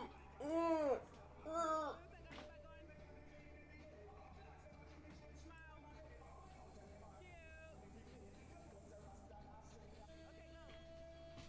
Oh, I didn't zoom in. Okay.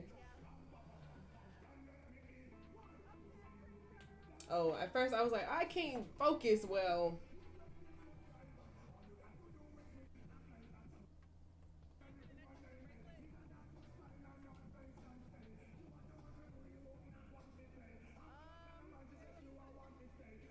But I definitely think that the whole video, when we do put it together, put our clips together, and figure out what song we're gonna put on it, I think it's giving like the girls went out. The girls went out, and we were just looking cute, and we went out and had a good time. And like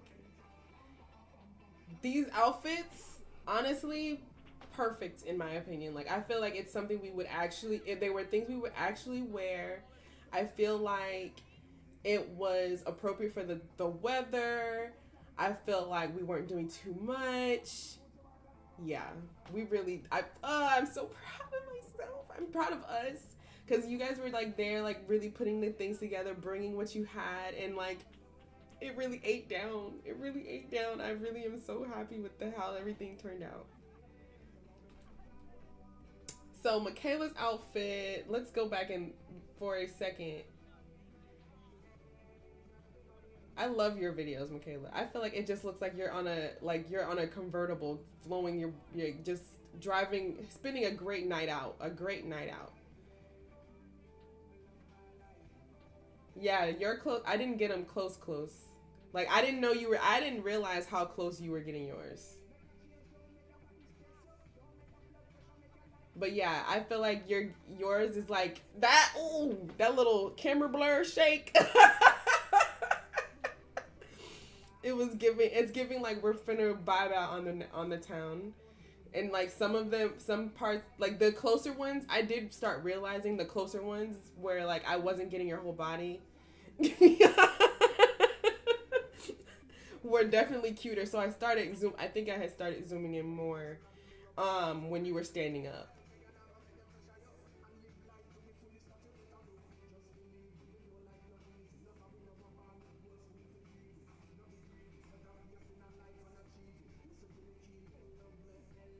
That's gonna be the sign off. But I don't think I don't think we did anything in this.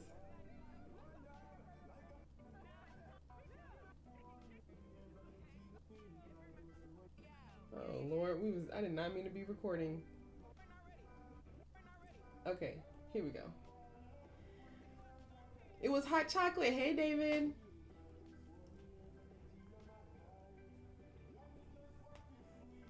Yeah. This was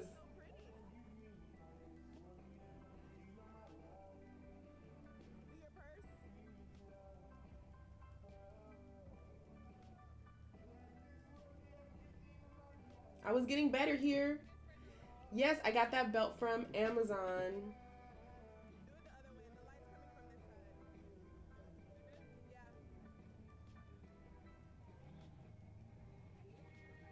I should have zoomed in more there.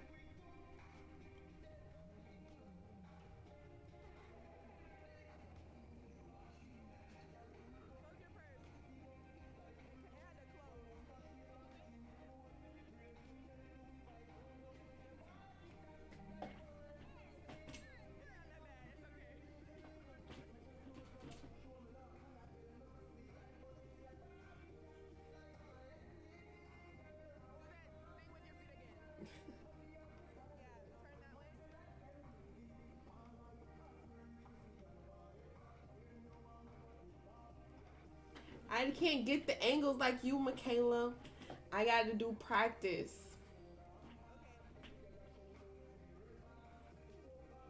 But I really liked the ones with you sitting down.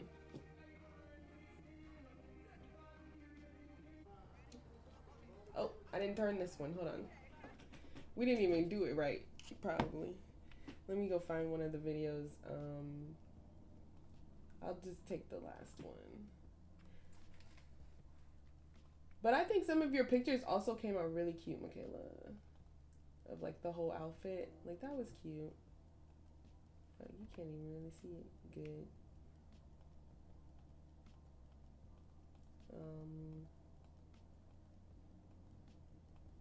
There was a really cute one. Oh dang it. I guess that wasn't these. But yeah, I think if we had got more of you like walking, but this one was cute. This one was really cute to me. I wish we could see the purse. We couldn't see your purse there. But let me go look at the video of the dance. Let's see. I think one of them. Oh, no. Put it in here. Oh, not that one. That was short, clearly.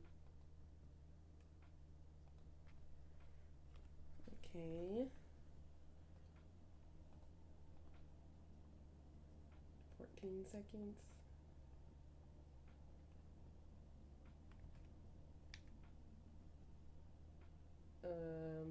Which one?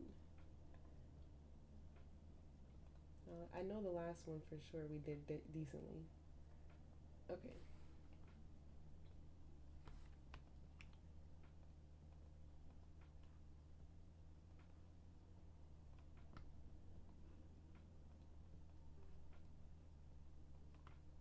Okay. Let's see how these look.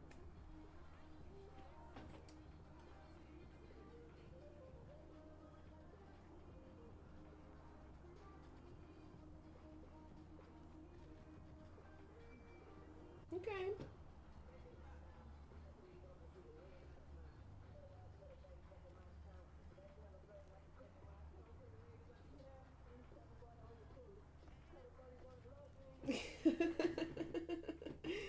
It was cute. I'm gonna see what it sounds like with the sound and everything. See if I can add some effects to make it look like a little more hype than it is, and like the colors and all that stuff. What you laughing at? What are you laughing at?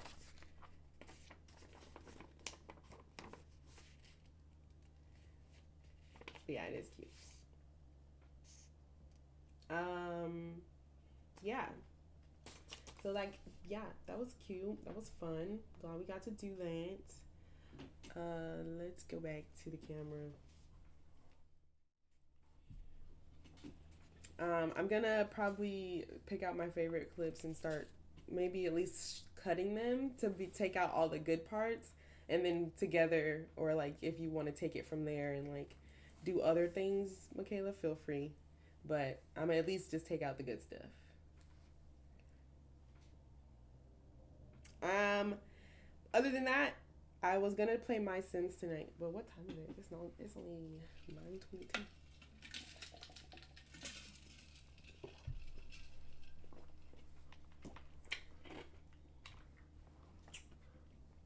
Show y'all a little bit of what's going on in there, real quick.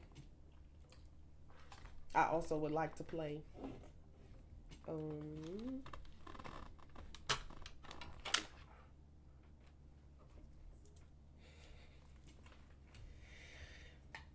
Yes. This core is strong, bro. Like I cannot. Okay.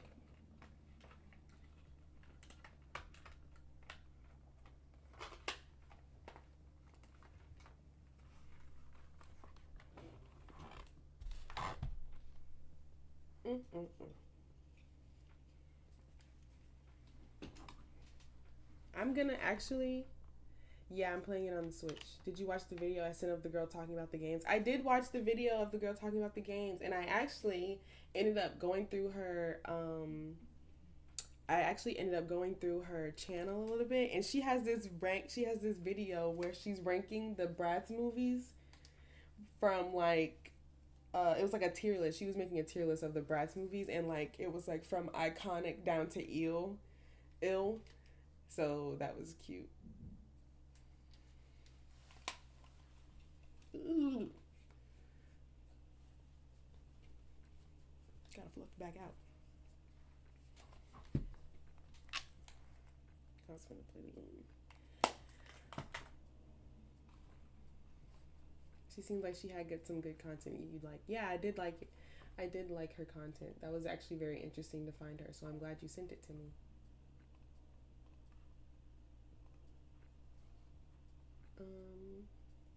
Let's play some music again. Oh, I think it is playing.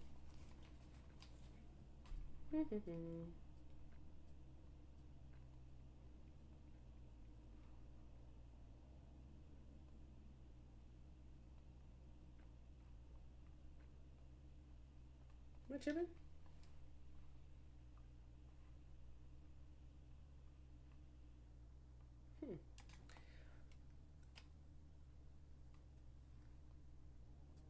Oh, that's why. Okay.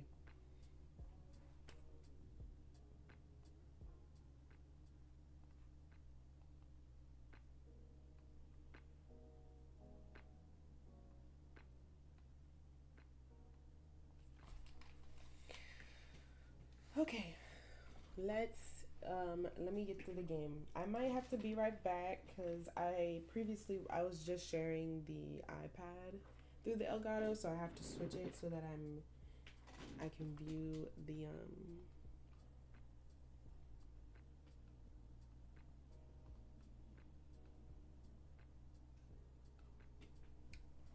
Elgato. Let me see. Because I need to put it actually on this whole screen.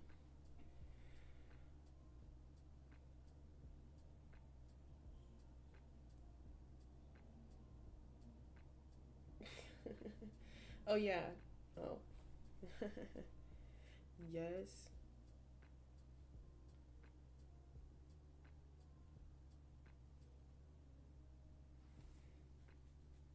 Okay. Let me get to the MySims. Hold on a moment. Okay, hold on a moment.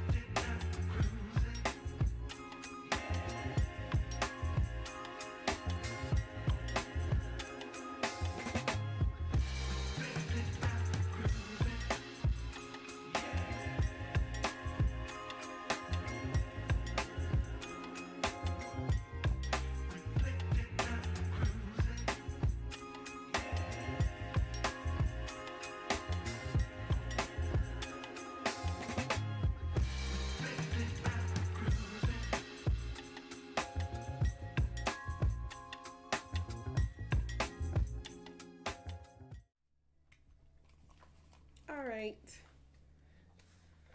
Remove. We're here. So I'm just gonna give you all a brief little look-see at MySims. It's a very old game. When I was looking for the tag for it, it said it came out in 2009. I would say I discovered it about, I think 2009 was around the time when I was playing. It was, I distinctly remember it being around the time Obama was getting elected. Not, I can't quite remember anything else. I remember we were staying in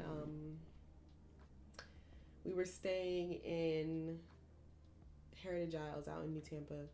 So it was a very interesting time. The Wii was out. We were playing this on the Wii. So I guess that's where originally the game was developed, and they've just re-released it for Switch.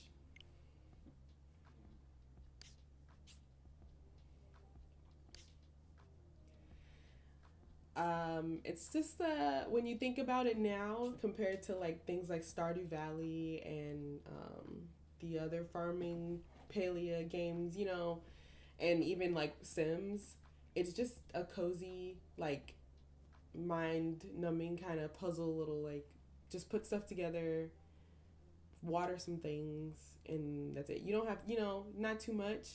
I appreciate that it's actually a little less complicated than Stardew Valley, because you don't have to like actually grow things and you make money for the things you grow and stuff like that. It's like simpler than that, and which makes it not so farming based. But because you're still like building things, that's where the sim aspect comes in, because you're building houses and like building furniture and things. So in this story, you come to this town as a person that can handle essences, and by essences they mean like the essence of a thing. So you can basically, like, you would harvest this tree, take this yellow blossom flower, and you would be able to use the essence of that yellow blossom to paint things and use it for colors, and makes patterns and stuff. It's kind of weird, but yeah, like you can use essences. But because I guess the storyline goes that they at one point had someone who could do this, and then they stopped, the person left, and so then the town started to like not be as colorful and die, I guess, kind of. So the Sims started leaving, so you're here to kind of rebuild everything.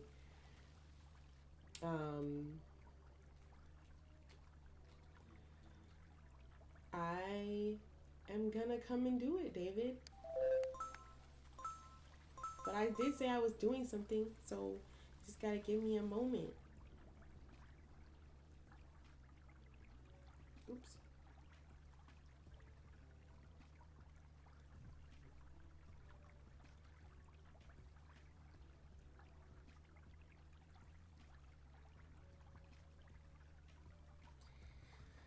I gotta respond to people.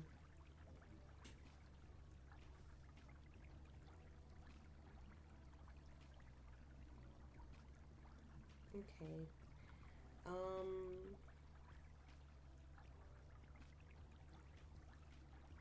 How long have you been home?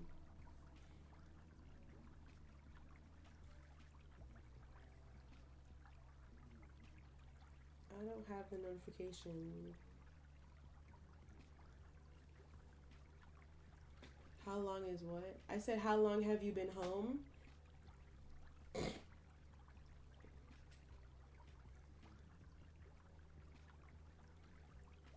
I didn't see the notification.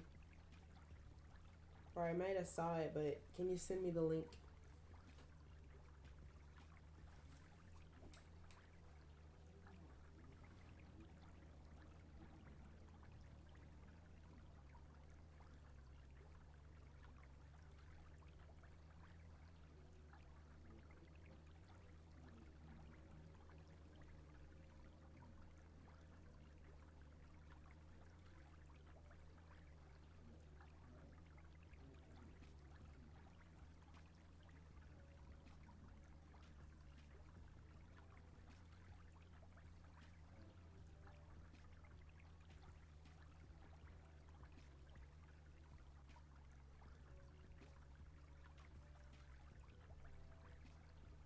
Hmm. I remember you ordered from this place already before.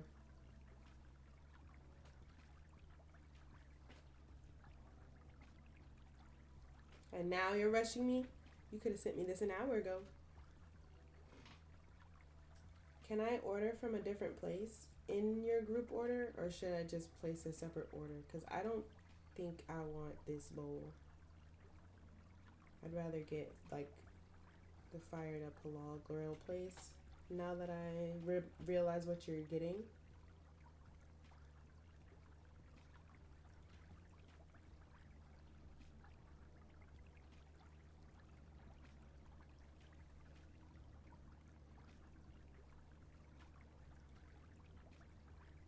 Oh, okay.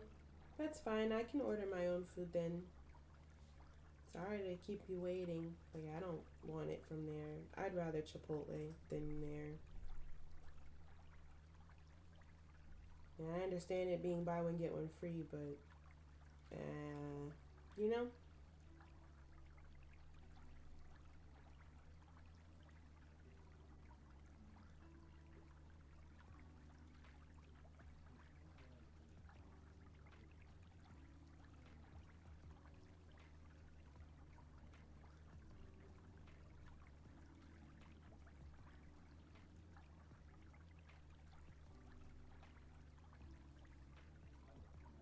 I mean, it's okay. It's okay.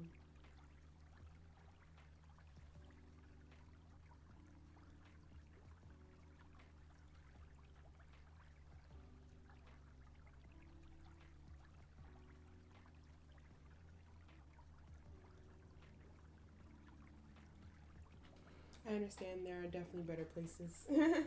Yeah. That's really it, honestly. I'd rather spend the money somewhere else.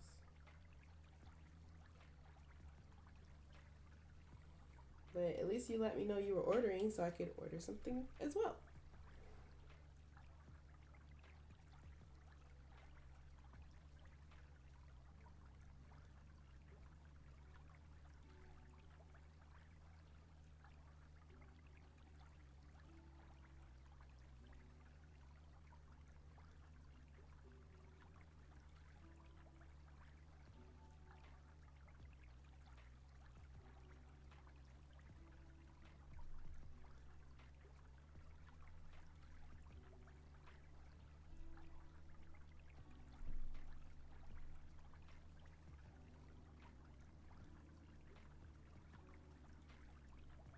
Okay, let's get back to the game.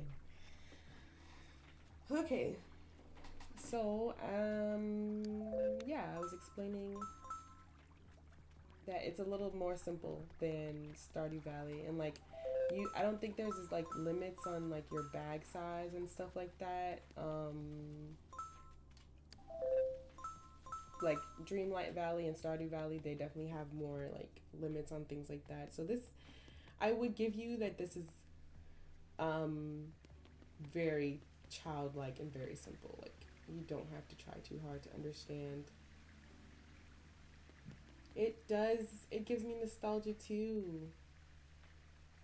And it's literally the same game. They didn't change anything about the game. Um they didn't really change anything. I don't think they changed anything. I think I was supposed to go um to the hotel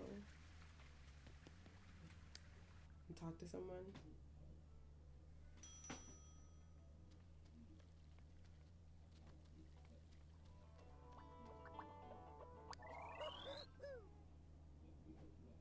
Kadiddy, Jabru.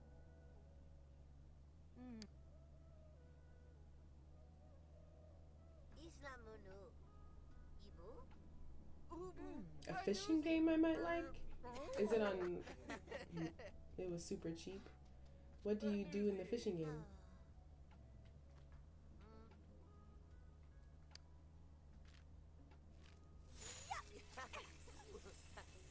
You can play Cyberpunk now? Oh, like on your through the computer? I mean, because you've already used it. Oh, because of the my graphics card. Yes, I can. You're right.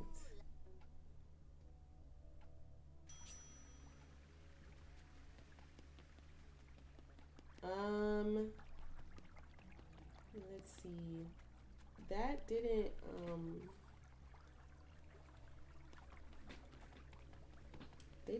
that didn't get me anywhere.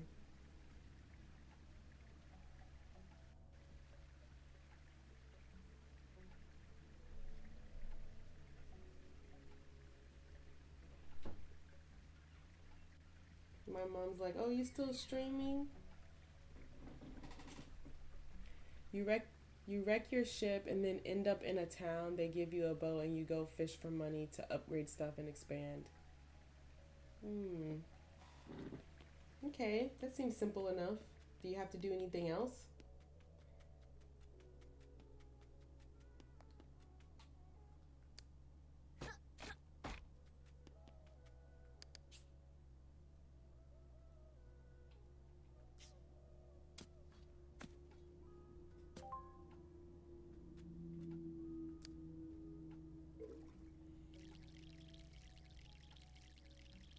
Tell her to open a tab and join the party.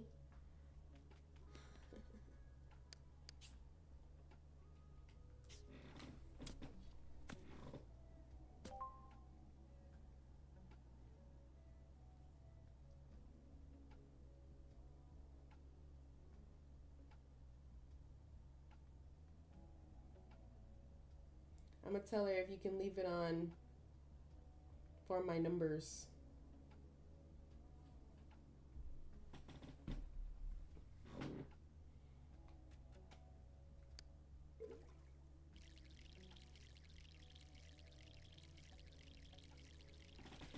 There's a party.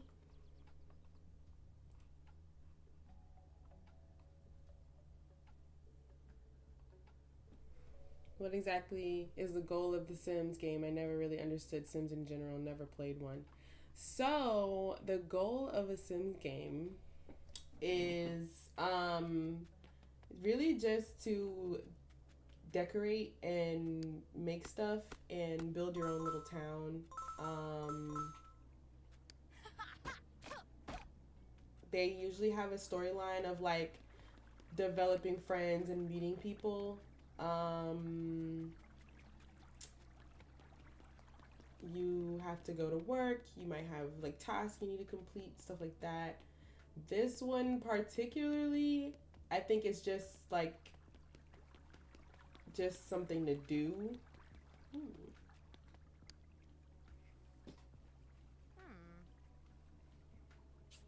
Looks like you can't get through there yet. Maybe when you have the right tool. Hmm. But it's really just something little, like something to do that's not like brain numbing. I guess I mean, not BTC went over 101K. What? What? That's crazy.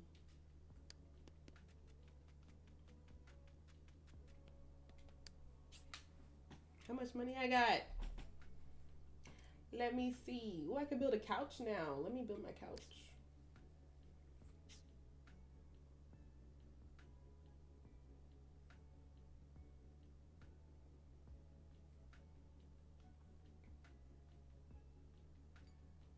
Just wish Doge would do that. Wouldn't that be nice?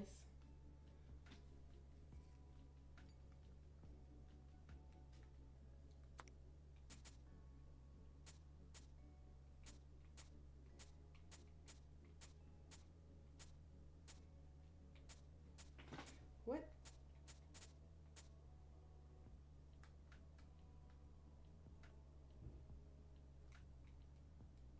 Oh, I gotta do the bottoms first.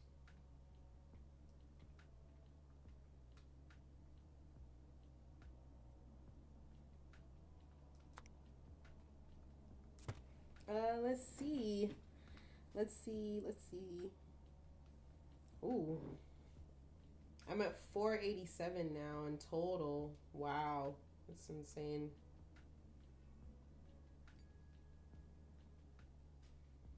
I have $255 in Bitcoin now. My total return is at 154.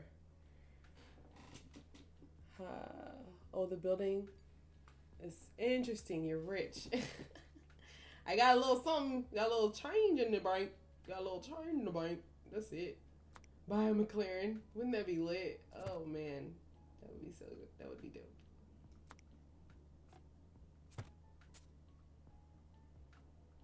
Oh, dang it.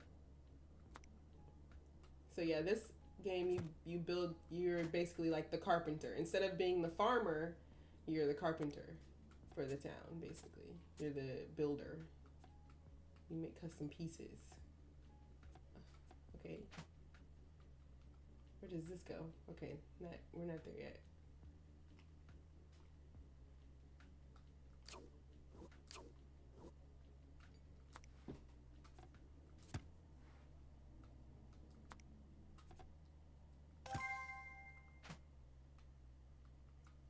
So the fun thing though, oh, I got circles now. Oh, I got circles now. So the fun thing is that you don't have to build these things exactly how these blueprints are. You can actually build them however you want them to be built. So like as you keep going and you keep unlocking things, you have to just start being creative with stuff in order to like make it fun.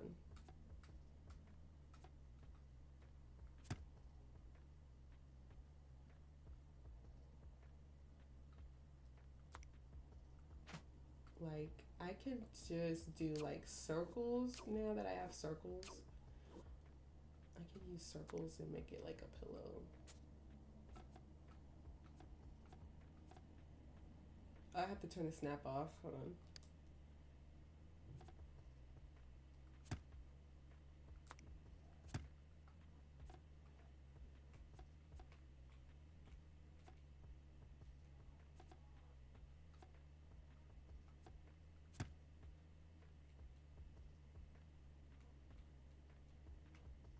Do you have like a character level and you can interact with real people at all? I don't know if you can interact with real people. I don't think so. I don't think you can interact with people in this one.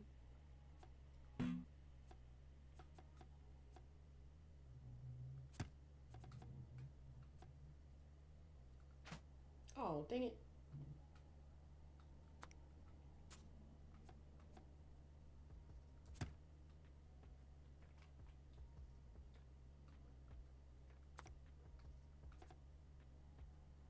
Oh, snap.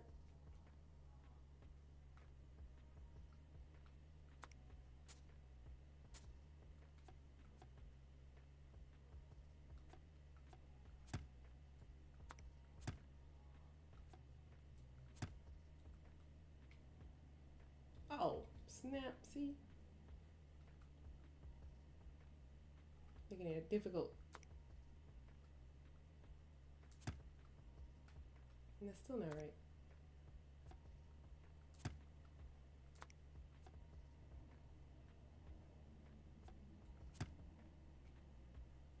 All right. Cool. Do you have the character? Oh, yeah. I don't. There is a character level. There's a town level. So the more you make stuff and like decorate your town and decorate for the people around, like in the town, you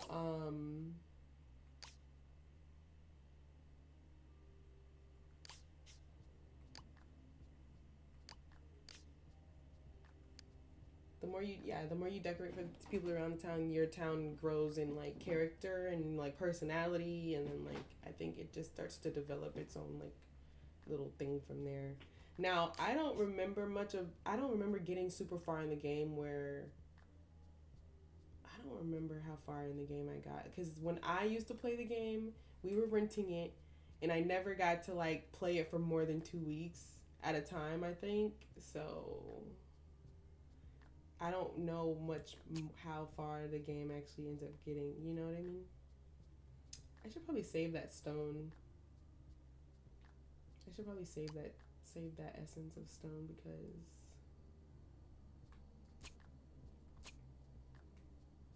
I might need that for something else, you know? So like then there's like, you know, you have your plain paint.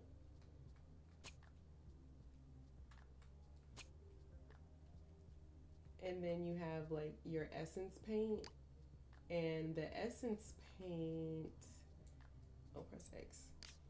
These are your essences. So like you have an apple, stone, deadwood, yellow blossom. This one's happy. Purple crayon. I'd never seen that. 8-ball, never seen that. Thorn, green apple.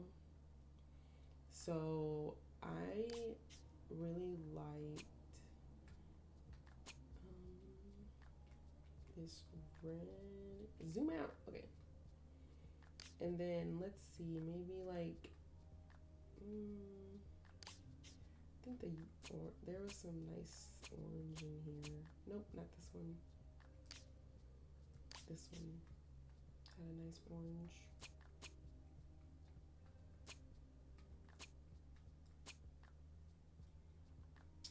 And then like, I don't know, do I want to make that yellow?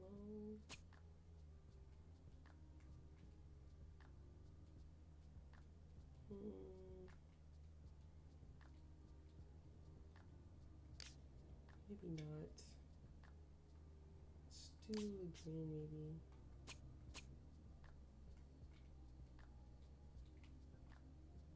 No, don't like that. Light green? No.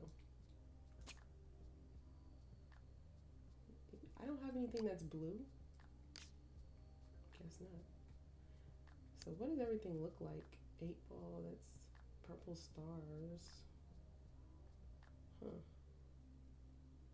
Oh, this is blue. This has blue.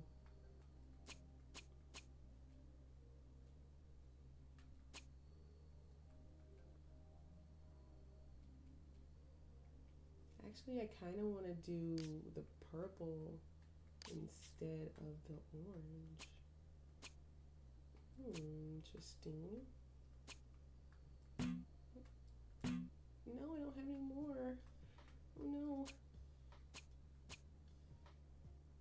Okay, what if instead I make the sides red and the bottom purple?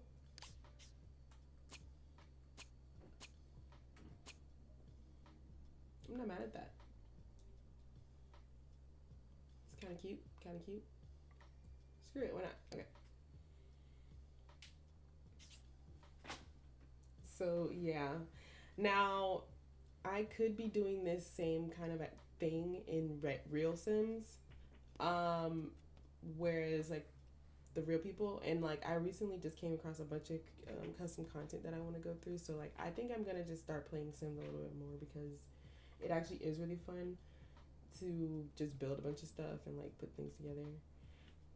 But I don't always want to like do the whole task and stuff. My house is so basic right now. Hold on. Oh no. Let's put my couch in.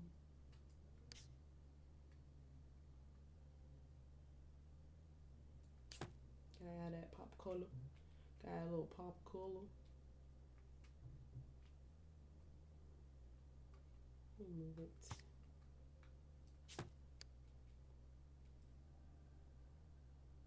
Okay. I need a rug. But this is my little sim house so far.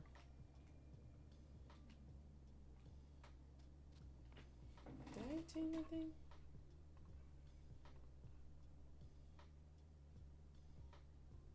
Okay. I did.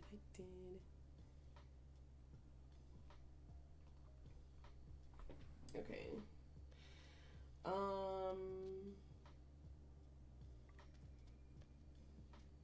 Let's go see what else I can build to make my house better. Oh, I guess I could have slept till the day. Counter, chair, ornate chair, coffee table. I can make a coffee table. A shelf, a wall cabinet, and a designer table. Let's see what this chair looks like. Okay.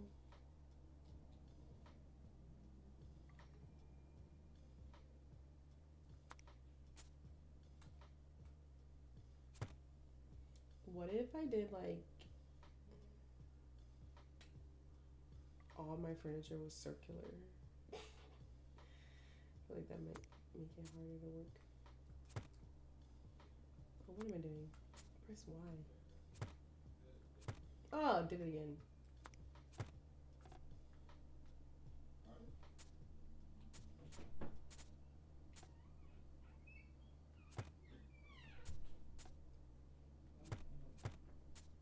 Okay. And then this. And then these.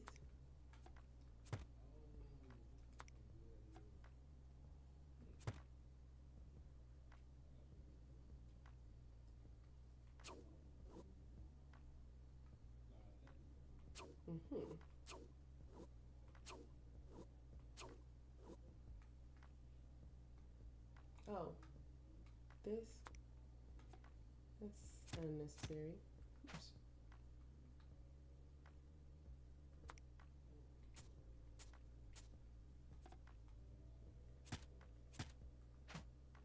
And then this.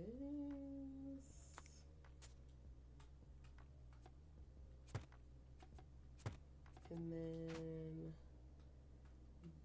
what next?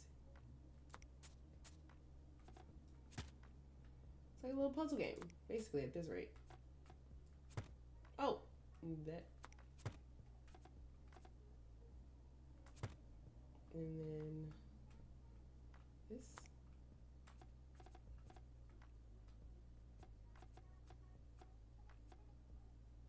Come on. What? It's not. Okay.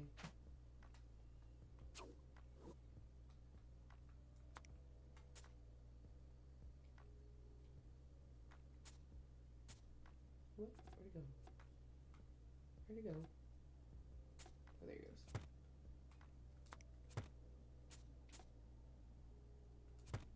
Okay, now let's go back to the other. See if this piece will go in now. There we go. Period. Now, what color shall we do this?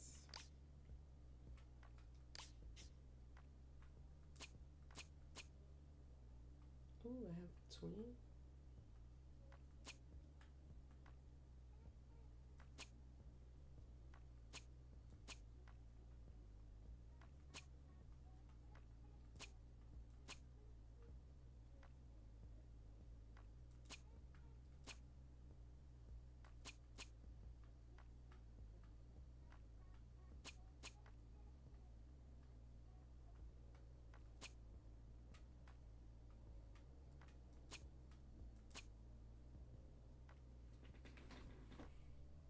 Music pretty low.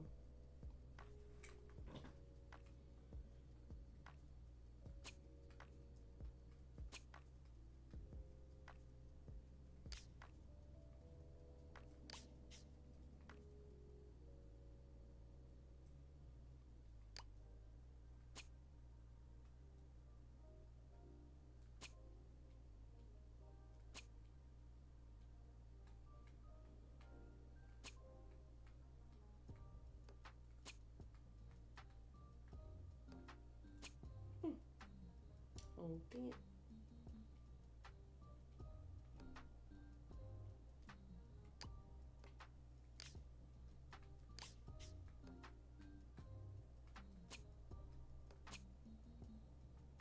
Chicken, turkey, bacon.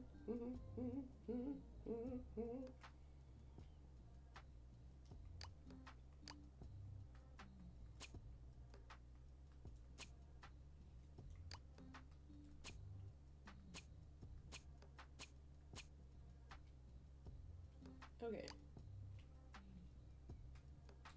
that cute enough? I don't know.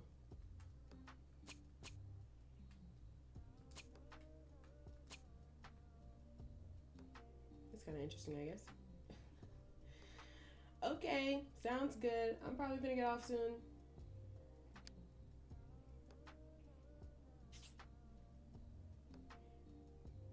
Ooh, chocolate banana bread. What? You made some? Wow. It's gonna be so good. I'm excited. Wow. What did I do to deserve this? Which, what would you like to do with this chair? Oh, I gotta go into the build mode first.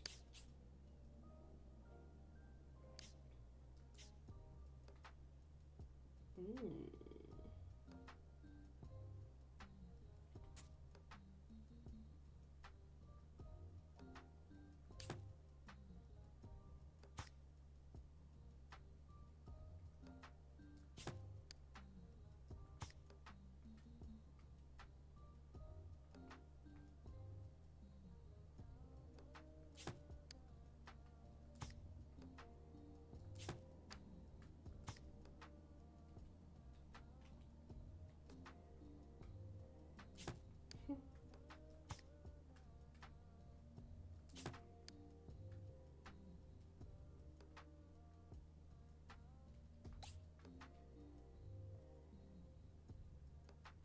Can I paint the furniture in here? Oh no.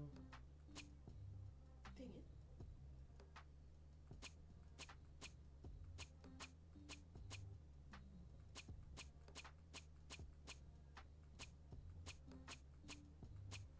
The options aren't good.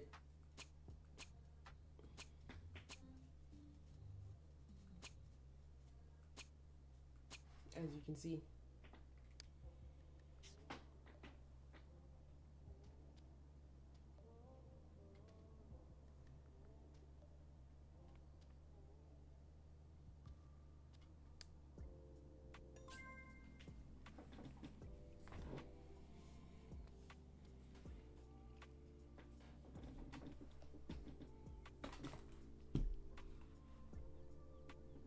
Hold on, I'll be right back.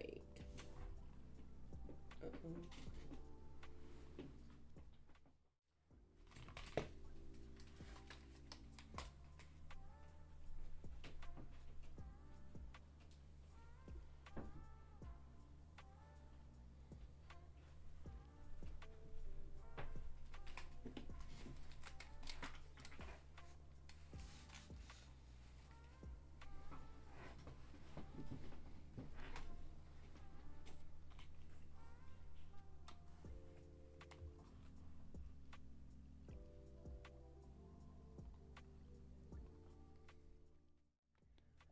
All right, I'm back. I feel like there's something I should probably be doing. Like a task or something? Mayor lady, you got something to say? You got anything good for me? Nothing? See if he has any visitors. So I need to talk to the visitors at the hotel.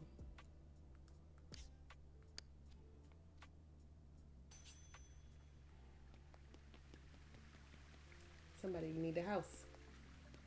Somebody needs a house. Where's the hotel?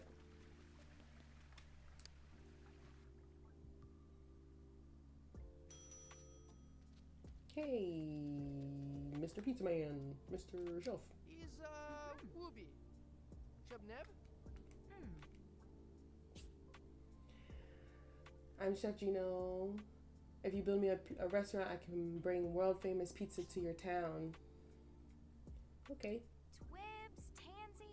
I'll build him the greatest pizza place he can have. I'll wait here while you build me an Italian restaurant. You can build a house for Chef Gino on any unoccupied lot. To start building, just walk up to the wooden sign, move in sim. Okay. Bitch. Sorry, excuse me. Excuse my language.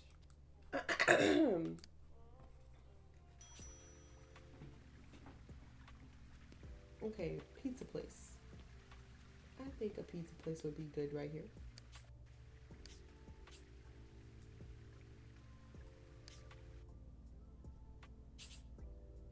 all buildings need to have a sign so the Sims know that everything is.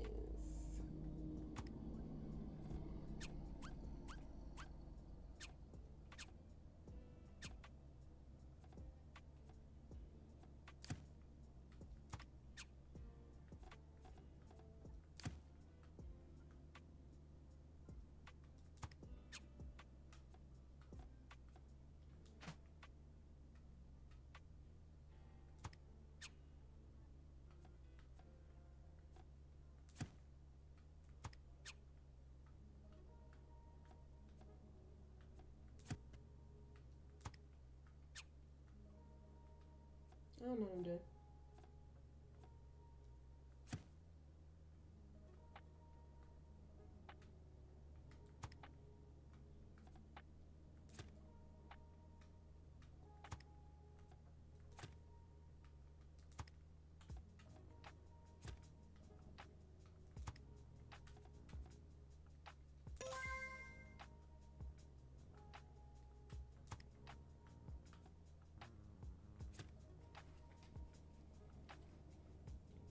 Yeah.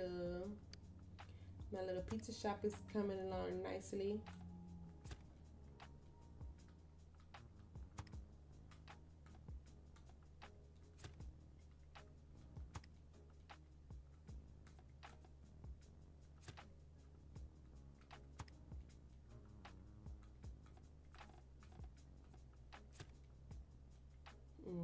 Gotta have lights.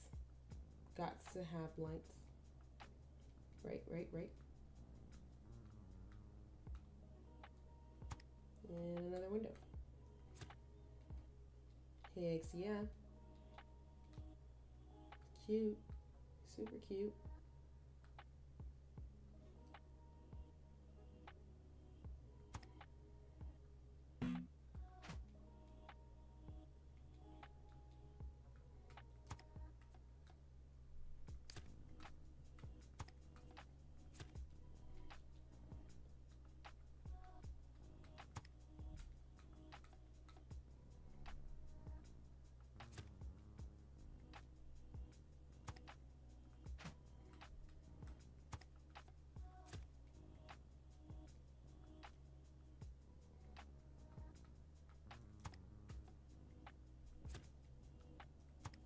Oh.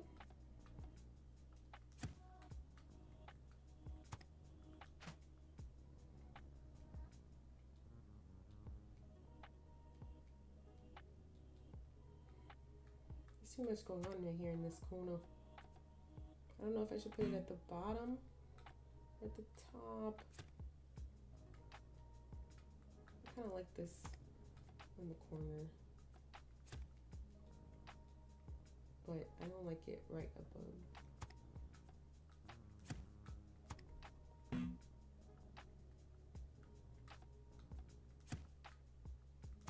Ah!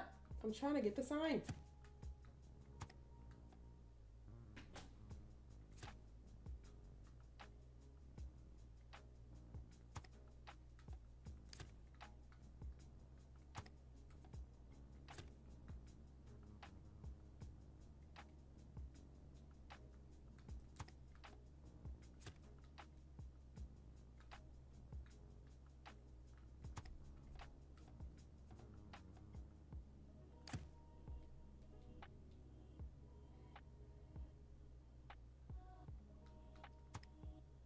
What?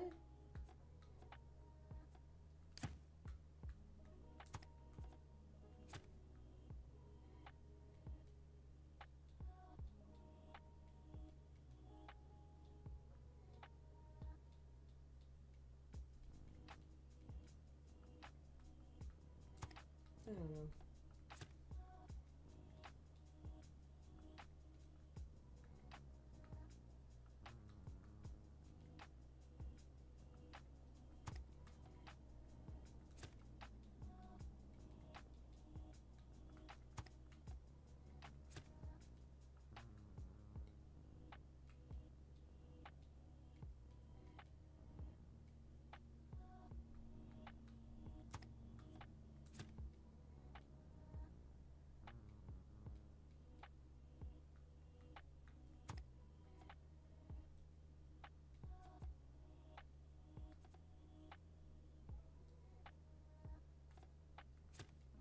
don't know. I don't know. I don't know. It's a pizza shop, I guess. Okay. I ain't got no pizza essences now.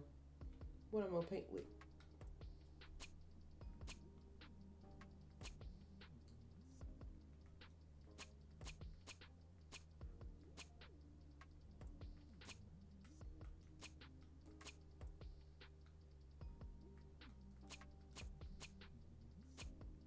Hmm.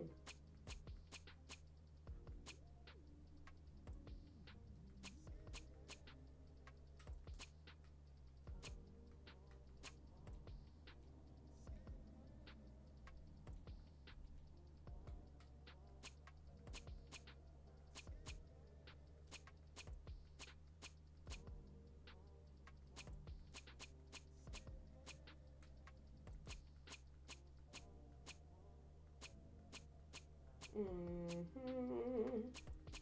We could have had a green one so it matched the door. Oh, sounds good to me.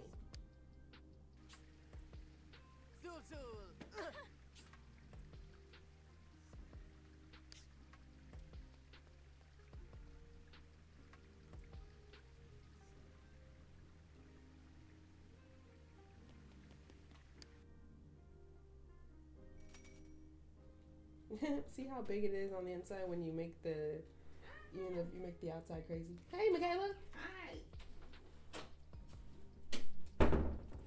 How's it going? Good. Wow.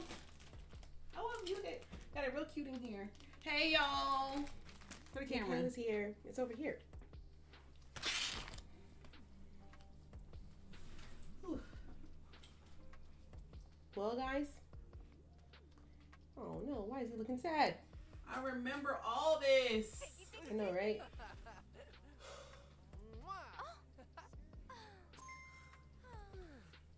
Oh, we got a customer. Iso Floritza. Ibuni Floritza? He came in here to chow down on some pizza. Can't wait to get cooking. Good. Weren't good, those good. banana bread slices heavy? They were. We got some- we used a different recipe, so it's a little different. Oh, okay. It's not enough sugar though. It's not very sweet. It's good though. Ina It's not caballosa. really ¿Tú la sweet. ballosa? Oh, it's okay. I still believe in good chocolate bread. Mm-hmm.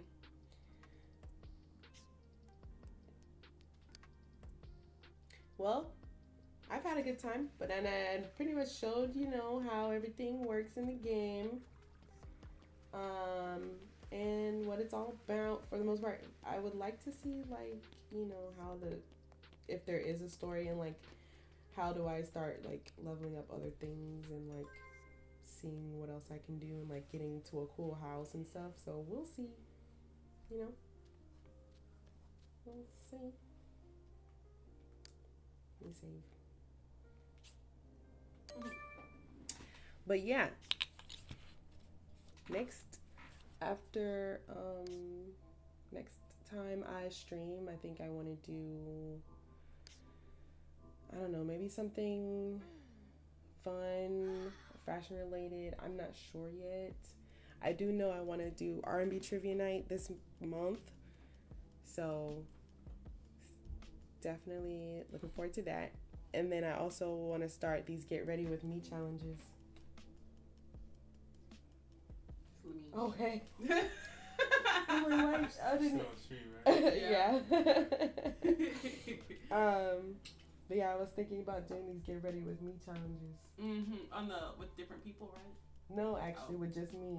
Oh, okay. So what you want to do? So basically, instead of doing it with two people, because remember I was like, I want to do that, but it seems like if I choose to do that, it would just be harder for some people to join. Some people might not want to, their camera might not be good and stuff like that, So then I was like, well, if I just get started with just me, and then maybe I'll get into a groove of it.